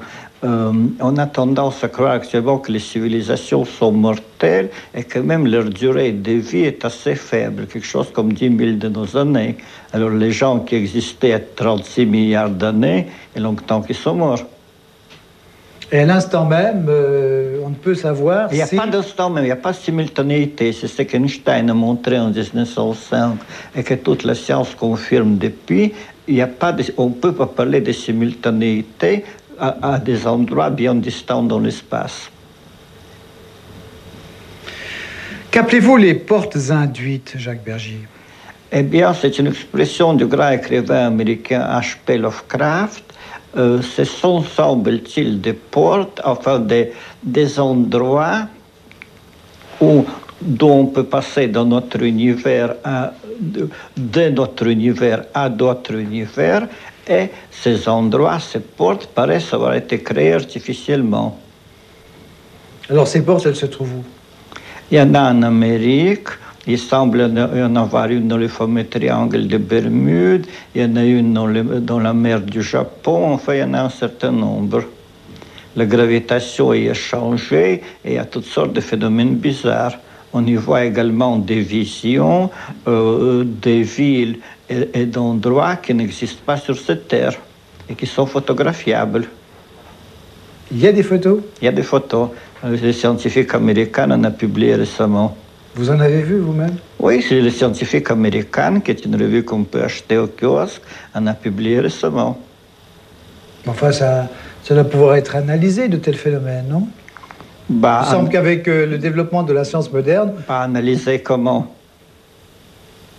Analyser comment? C'est-à-dire qu'évidemment, on fait des théories, notamment la théorie des Sarfati, d'après laquelle nécessairement tous les univers parallèles doivent exister. Par exemple, vous pouvez sortir de cette pièce par la porte derrière, mais également par celle-ci. C'est un effet de votre libre arbitre de choisir la porte par laquelle vous sortirez. Eh bien, d'après la théorie de Sarfati, il y a un autre univers où vous êtes sorti par la porte que vous n'avez pas prise. Et donc, une infinité d'univers, tous différents du nôtre. Et ces univers seraient accessibles. Mais enfin, entre les équations disant cela et la vérification expérimentale, il peut y avoir une très grande distance. Jacques Bergier, je poursuis l'inventaire de ce qu'on appelle les grands mystères. Vous croyez aux sociétés secrètes? Ah bah ça, il est certain qu'il en existe. Il est certain qu'il en existe, ce qui ne veut pas dire qu'on puisse y rentrer. J'ai posé 2 fois ma candidature dans des sociétés secrètes. Les 2 fois, j'ai été refoulé pour moralité insuffisante. Qu'est-ce qu'on reprochait à votre moralité? Ah, ça, je ne sais pas. Mais enfin, elle était insuffisante pour y rentrer. On a quelques éléments historiques, pour les historiens romains en particulier. Il y avait une société secrète à Rome dont le but était de protéger les noms secrets de Rome. Rome ne s'appelait pas en réalité Rome, elle avait un nom secret. C'est parce que les Romains avaient su le nom secret de Carthage qu'ils ont pu détruire Carthage. Et cette société exécutait qui que ce soit, qu'il soit empereur ou simple esclave, qui voulait révéler le nom secret de Rome. Ce qui fait qu'encore maintenant, nous ne connaissons pas le nom de Rome. Mais qu'est-ce que le nom de Rome a à voir? Eh bien, le nom de Rome permettait par une certaine magie d'agir contre Rome. C'est de la magie, ça. C'est de la magie, oui. Parlez-moi du groupe Thulé. Eh bien, le groupe Thulé, qui était le groupe derrière l'hitlérisme, était un organisme allemand basé sur des documents très intéressants et sur une ancienne civilisation, celle des Thulé au-delà du Groenland. Et alors, quel rapport avec le nazisme? Eh bien, des pouvoirs descendants de cette civilisation et qui ont été donnés à un certain nombre de nazis comme Hitler, comme l'a montré Hermann Rauschning, qui a assisté à la cérémonie dans ses entretiens avec Hitler. Ces pouvoirs permettaient une certaine action qui autrement n'aurait pas été possible. Disons, pour simplifier, qu'ils avaient fait un pacte avec le diable. C'est simplifié grossièrement, mais enfin... En quoi est-ce qu'ils avaient fait un pacte avec le diable? Eh bien, ils ont obtenu certains pouvoirs. Hitler, par exemple, arrivait à persuader n'importe qui. On a là-dessus des témoignages de gens qui étaient venus voir Hitler et qui ont été persuadés alors qu'ils le détestaient profondément et qui n'étaient pas du tout d'accord avec lui. Il avait le pouvoir d'entraîner les foules. Il avait le pouvoir d'échapper à des attentats. Il avait le pouvoir de prévoir au moins partiellement l'avenir. Ça a mal fini, mais enfin, tout de même, ça a rendu une grande aventure possible. Grande, entre guillemets. Pas entre guillemets, vous savez, un groupuscule d'une quinzaine de personnes qui finit par conquérir l'Europe et dont le drapeau flotte sur la Tour Eiffel et l'Arc de Triomphe, c'est tout de même assez grand. Tout votre tableau, Jacques Bergier, d'un fantastique extérieur, d'un fantastique intérieur, finalement, ne laisse pas beaucoup de place pour l'existence de Dieu. C'est une autre histoire. C'est une autre histoire. Peu de gens à notre époque ont réfléchi à l'existence de Dieu dans l'univers où nous sommes. Je n'en connais qu'un, le grand écrivain anglais Olaf Stapledon, qui a réussi à condenser toutes les interrogations de l'humanité en une seule.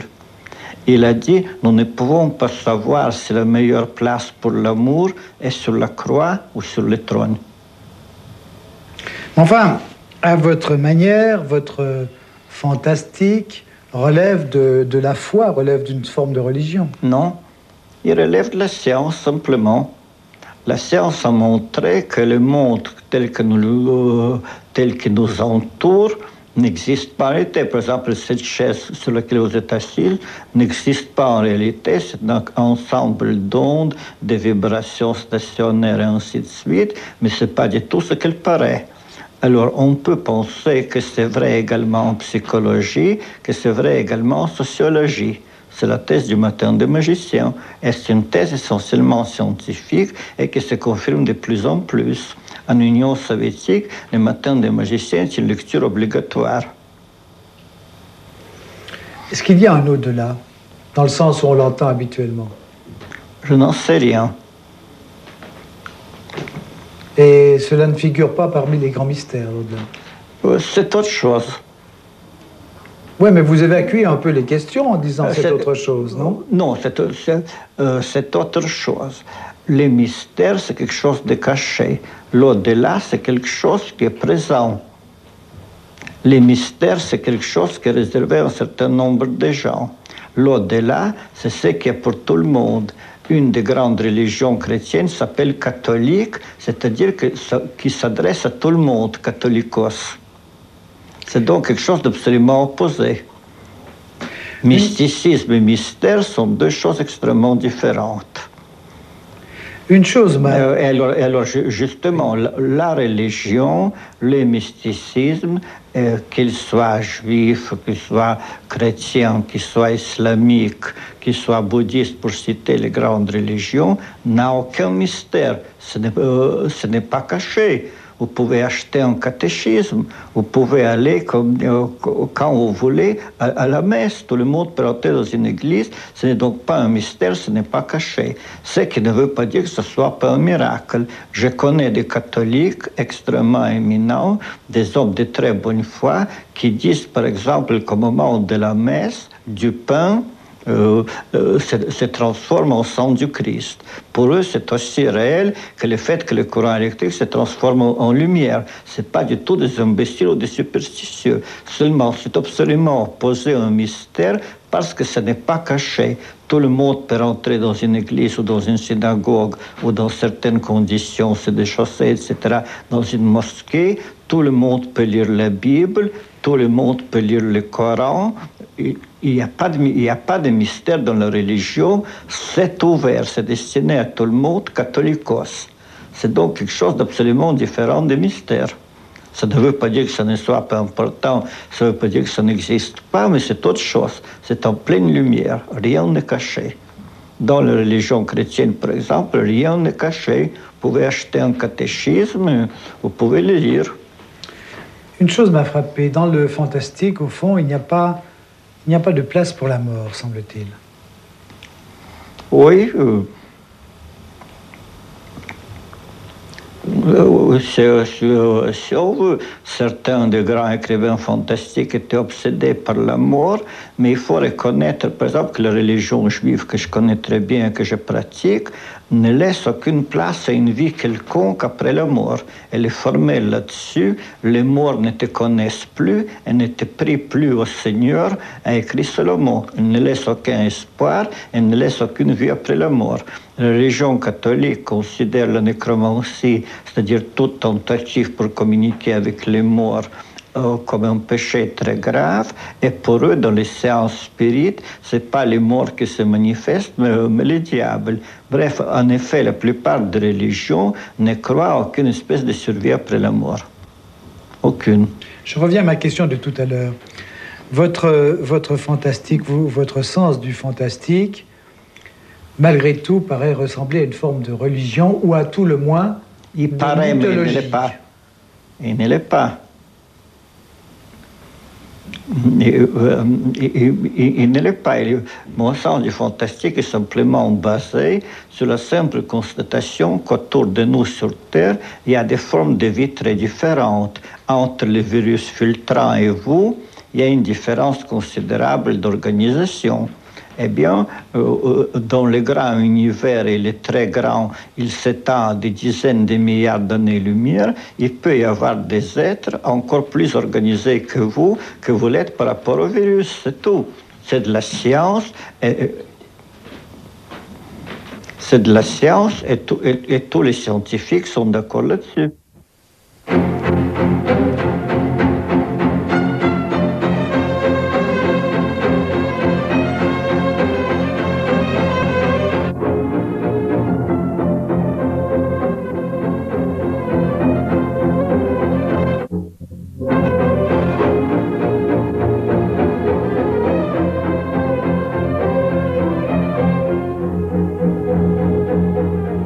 Jacques Bergier, vous êtes un scientifique de formation. Oui, et même membre de nombreuses académies des sciences, dont l'Académie des sciences de New York et l'Académie des sciences sibériennes. Et pourtant, vous n'aimez pas être pris au sérieux. Non. Je trouve que les gens tiennent beaucoup à être pris au sérieux et que c'est assez ridicule. Mais c'est pas un peu antinomique, ça, être scientifique et ne pas aimer être pris au sérieux? Les vrais scientifiques n'aiment pas être pris au sérieux. J'ai d'ailleurs écrit un recueil d'histoires qui sont arrivées ou qui ont été causées par de vrais scientifiques, qui est paru chez Fayard, qui s'appelle « Rire avec les savants ». En tout cas, il y a une chose que vous prenez, vous, au sérieux, c'est la science-fiction, non? C'est exactement, oui, c'est exact. Il est difficile de définir la science-fiction, mais à mon avis, c'est le contraire de la littérature. La littérature est faite par des ratés pour des ratés. La science-fiction, par contre, décrit des réussites. Et quand on contrôle les lois naturelles, et quand on s'en sert, on peut avoir des réussites extraordinaires. On peut jeter une bombe atomique sur le Japon et finir la plus grande guerre qu'il y a jamais eu. On peut aller dans la Lune. Alors la science-fiction raconte des histoires de ce genre, quelquefois un peu en avance, quelquefois un peu en retard. Mais la science-fiction, c'est là, je pense, sa définition, défend l'idée que des faits existent, que les lois naturelles n'arrivent pas à expliquer. Ah non. Non, ça c'est notre domaine littéraire, le réalisme fantastique. L'expression est du belge Frans Helens, et je l'ai beaucoup utilisé. Le matin des magiciens s'appelle Introduction au réalisme fantastique. C'est une conception discutable d'ailleurs, disant que la science est fatalement limitée et qu'un certain nombre de faits n'y peuvent pas rentrer. La science-fiction, c'est autre chose. Elle se tient, enfin, quand elle est bonne, rigoureusement aux faits scientifiques, seulement quelquefois elle anticipe. Elle fait preuve d'imagination? Non, absolument pas. En science-fiction, aucune imagination n'est permise. Ce qu'il faut, c'est de connaître ce qui se passe dans le laboratoire et de décrire ce qui se passera quand ce qu'on voit dans le laboratoire passera dans la réalité. Le meilleur exemple, c'est le livre de Wells, Le monde libéré. En 1913, il avait vu chez Rutherford et Soddy les premiers expériences des intégrations atomiques et il imaginait ce que ça donnerait, l'énergie atomique, la bombe atomique. Oui, mais enfin, tout ceci suppose malgré tout une faculté d'imagination ou à tout le moins de projection sur l'avenir. Non. Non, ça suppose simplement d'aller au laboratoire et de bavarder avec les savants. Madame Marie Curie, dont j'ai été l'élève, organisait des thés dans de la WC de laboratoire, et au thé de Madame Curie, il y avait des écrivains de science-fiction, Wells, déjà mentionné, André Maurois, Jules Romain, J.H. Rognier. Ils écoutaient, ils notaient et ils l'utilisaient dans leurs livres. Mais le paranormal, cela relève de la science-fiction aussi? Eh bien, ça se discute. Beaucoup de gens disent que le paranormal n'existe pas et que par conséquent c'est du fantastique. D'autres disent que le paranormal existe et que la science-fiction l'extrapole, qu'il relève donc de la science-fiction. La preuve pour le moment n'est pas faite. Enfin, peu importe ces disputes de spécialistes. Prenons un exemple. Vous croyez-vous à la transmission de pensée? Je l'ai constaté moi-même, je l'ai vérifié pendant des années, ça existe certainement. Cependant, je n'ai pas été capable de détecter la moindre émission de radiation, donc je ne sais pas comment ça marche. J'ai actuellement d'excellents sujets, une mère et une fille, la fille de 9 ans, qui transmettent la pensée entre elles à une distance de 80 km sous des conditions d'un contrôle complet. Il n'y a aucune fraude possible, seulement il n'arrive pas, je n'arrive à détecter aucune radiation. La petite fille qui a 9 ans, qui est très intelligente, m'a fait une remarque qui m'a beaucoup plu. La télépathie, m'a-t-elle dit, je la pratique avec mes camarades de classe, mais l'orthographe ne passe pas. Je considère ça comme très important, c'est-à-dire qu'elle transmet non pas ce qu'elle voit, mais des idées. L'orthographe ne passe pas. Dans le même ordre d'idée, on peut relever que vous croyez à l'alchimie, non? Ah, ça, non. J'ai fait des expériences d'alchimie qui sont parfaitement convaincantes. Oui, et j'aimerais vous citer, si vous permettez que je vous interrompe, j'aimerais vous citer. Vous dites « J'ai dans ma collection un flacon d'élixir de longue vie réalisé par un alchimiste appelé Armand Barbeau. » C'est exact. Seulement, je dois ajouter une chose qui s'est produite depuis, c'est que j'ai téléphoné pour savoir ce qu'il devenait, il est mort. C'est embêtant pour quelqu'un qui faisait un élixir de longue vie. Et vous-même, vous y avez goûté à cet élixir? J'y ai goûté, surtout j'en ai fait l'analyse, c'est réellement très curieux. C'est de l'or, D'ailleurs, il le faisait à partir de l'or qu'il achetait au comptoir de métaux précieux, mais c'est de l'or dans une forme que la chimie ne connaissait pas, ce qu'on appelle un chélate. Alors racontez-moi, vous avez fait des expériences d'alchimie? J'avais fait une théorie générale de l'expérience alchimique qui a été reprise par l'Académie des sciences tchèques. Ils ont fabriqué les produits catalyseurs nécessaires, c'est que les alchimistes appelaient les pierres philosophales. Ils me l'ont envoyé et j'ai refait des expériences. Notamment, j'ai transformé le sodium du sel de cuisine ordinaire en métal rare beryllium. Et au bout de 6 mois d'expérience de ces gens, brusquement, j'ai sauté au plafond, j'ai compris ce que je venais de faire. Le beryllium est la constitution fondamentale de l'émeraude. Et le document fondamental de l'alchimie s'appelle la table d'émeraude. Pendant 3000 ans, on s'est demandé ce que la table d'émeraude veut dire. Maintenant, je le sais, ça veut dire que le sodium peut être transformé en beryllium. Et cela explique également comment les Égyptiens avaient des casques en bronze de beryllium. Bon, bah, si vous pouvez comme ça transformer du sel de cuisine en un métal précieux et rare, Jacques Bergier, vous devriez être multimilliardaire aujourd'hui, non? C'est pas industriel, et d'ailleurs on le fait couramment. Mais alors c'est de la chimie? Non, c'est de l'alchimie. On le fait couramment. Nous savons dire maintenant comment l'alchimie marche. Ça vient de ce que, d'après la théorie de la mécanique ondulatoire, un objet ne peut pas être exactement localisé dans l'espace, ce qui fait que les électrons extérieurs à l'atome sont également dans le noyau. Ce qui fait que par des moyens chimiques, on peut transformer le noyau, ce que la science a obstinément nié jusqu'aux découvertes d'un Allemand appelé Meßbauer, qui a eu pour cela le prix Nobel. Mais par exemple, vous pouvez fabriquer de l'or? Je peux fabriquer de l'or, c'est pas rentable. Pourquoi? Parce qu'il est plus simple de le trouver dans la nature. Ça demande trop de travail. Ça demande trop de travail, ça coûte trop cher. Mais enfin, on fabrique par contre les éléments que la nature ne nous donne pas. On fabrique le plutonium et on fabrique toute une série d'éléments au-delà du plutonium, plus lourds que le plutonium, le dernier en date étant le gamma-gormium. Dites-moi, on parlait tout à l'heure d'un élixir de longue vie. C'est un des buts d'ailleurs de recherche de l'alchimie, des alchimistes. Alors, si de tels élixirs existent, on peut penser qu'il y a parmi nous des immortels? C'est très probable. Un jeune conseiller qui est un alchimiste français dit en avoir rencontré. C'est assez probable. Il faut se dire ceci. Les empreintes digitales ne sont introduites que depuis un siècle à peu près. Avant les empreintes digitales, eh bien, il n'y a aucun moyen de démontrer que quelqu'un qui vivait au XIIIe siècle vit encore au XXe, puisqu'on n'a pas les empreintes digitales qu'il avait au XIIIe. Alors il y a tout de même des choses. Par exemple, Roger Boscovich, qui était un homme extraordinaire du XVIIIe siècle, eh bien, j'ai vu sa signature.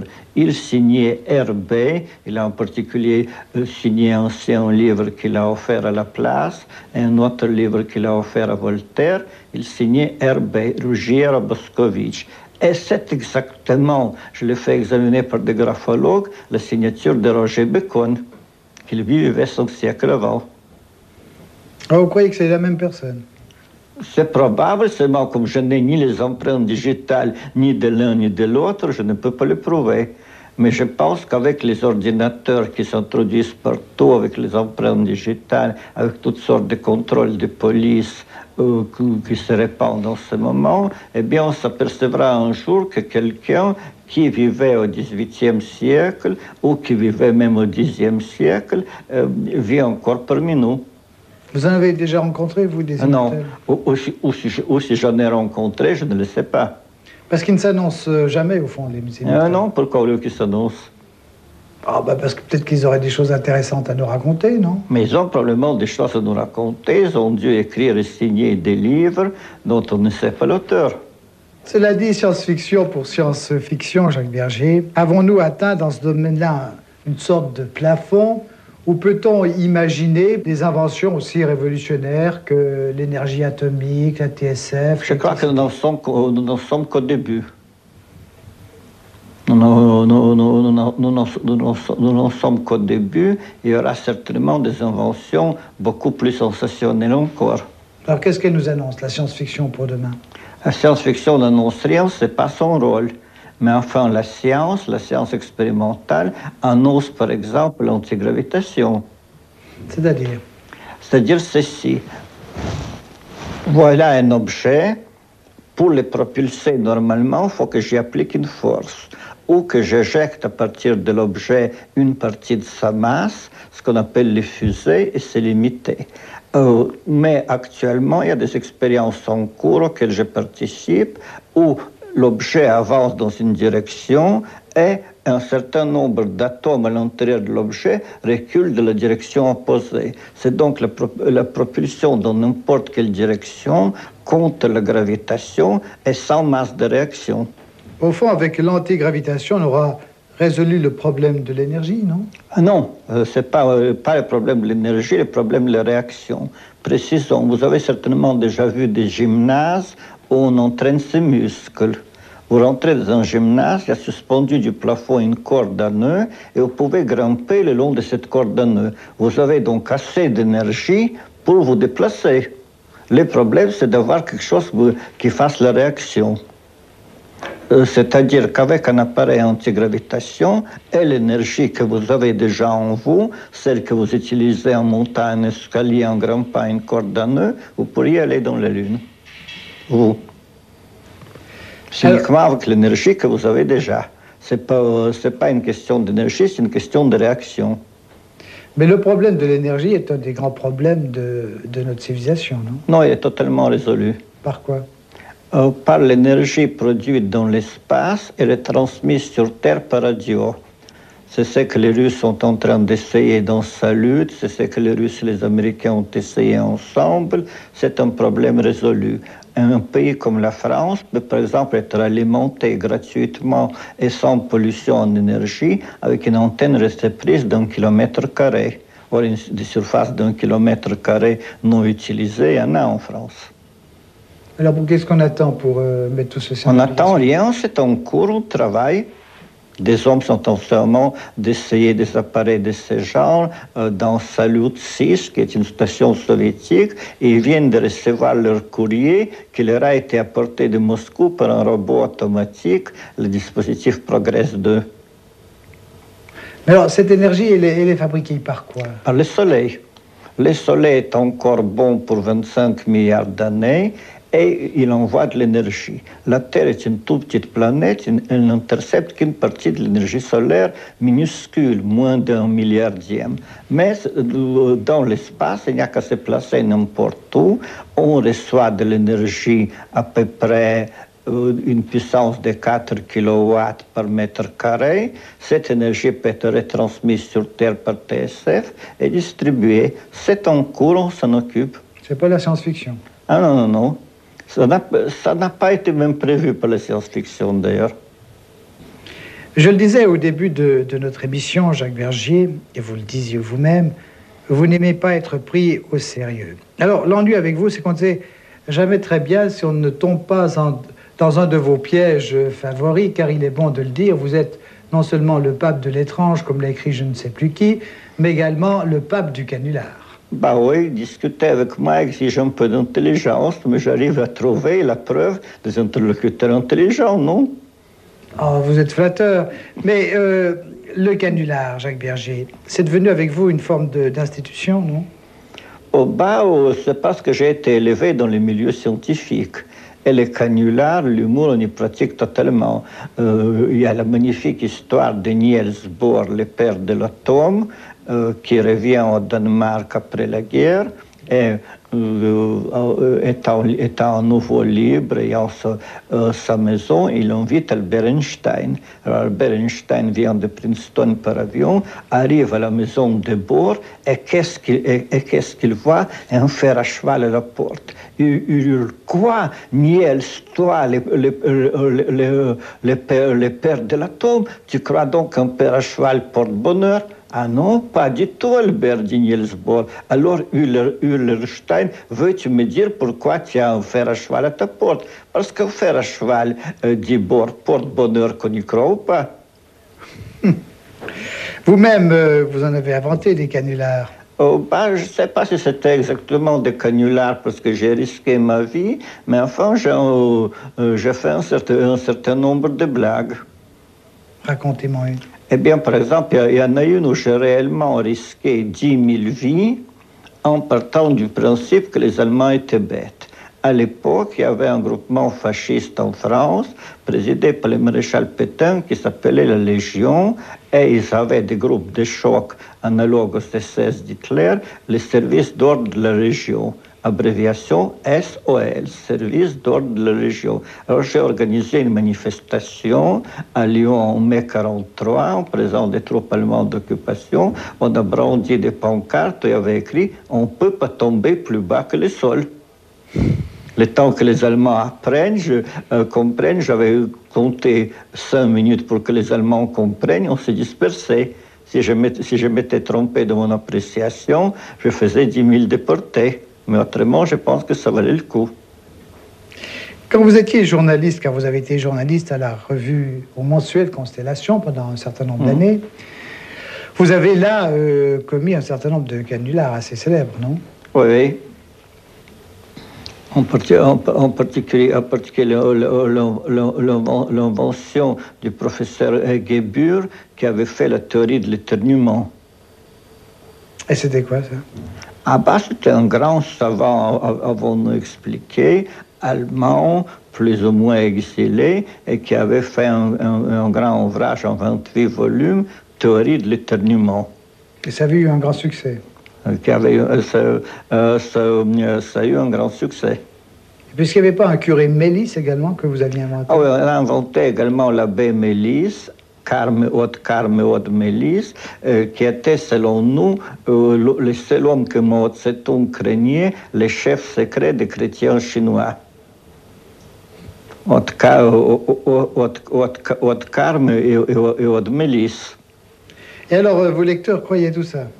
Ah, les lecteurs croient n'importe quoi. Il y a 2 ans, il y a la radio française, France Culture, qui m'a demandé de venir le 1er avril et de faire une déclaration. Alors j'ai déclaré que je venais d'apprendre que Notre-Dame de Paris, la cathédrale, avait été vendue à une municipalité communiste, qu'elle allait être démontée et transportée en banlieue, et à la place on ferait un bidonville. Eh bien, le standard a sauté. Des dizaines de milliers d'auditeurs téléphonaient à France Culture en disant qu'ils n'admettent pas que Notre-Dame soit vendue à une municipalité communiste. Mais en dehors du 1er avril, pour un journaliste, c'est quand même un peu dangereux de jouer sur la crédulité du public. Oui, il faut faire attention. Il faut faire attention, en particulier, il ne faut jamais faire des déclarations sur des sujets médicaux. Parce que ça peut apporter de l'espoir aux gens qui ne peuvent pas en avoir. Ça, il ne faut jamais en parler. Puis vous aviez inventé également le secrétaire de Mao Tse-tung, non? Exactement. On a inventé un Chinois qui avait été secrétaire de Mao Tse-tung, qui avait été également secrétaire de Farouk. Il avait connu une belle existence. Il avait connu une belle existence. Mais les meilleures choses du journalisme arrivent tout de même naturellement.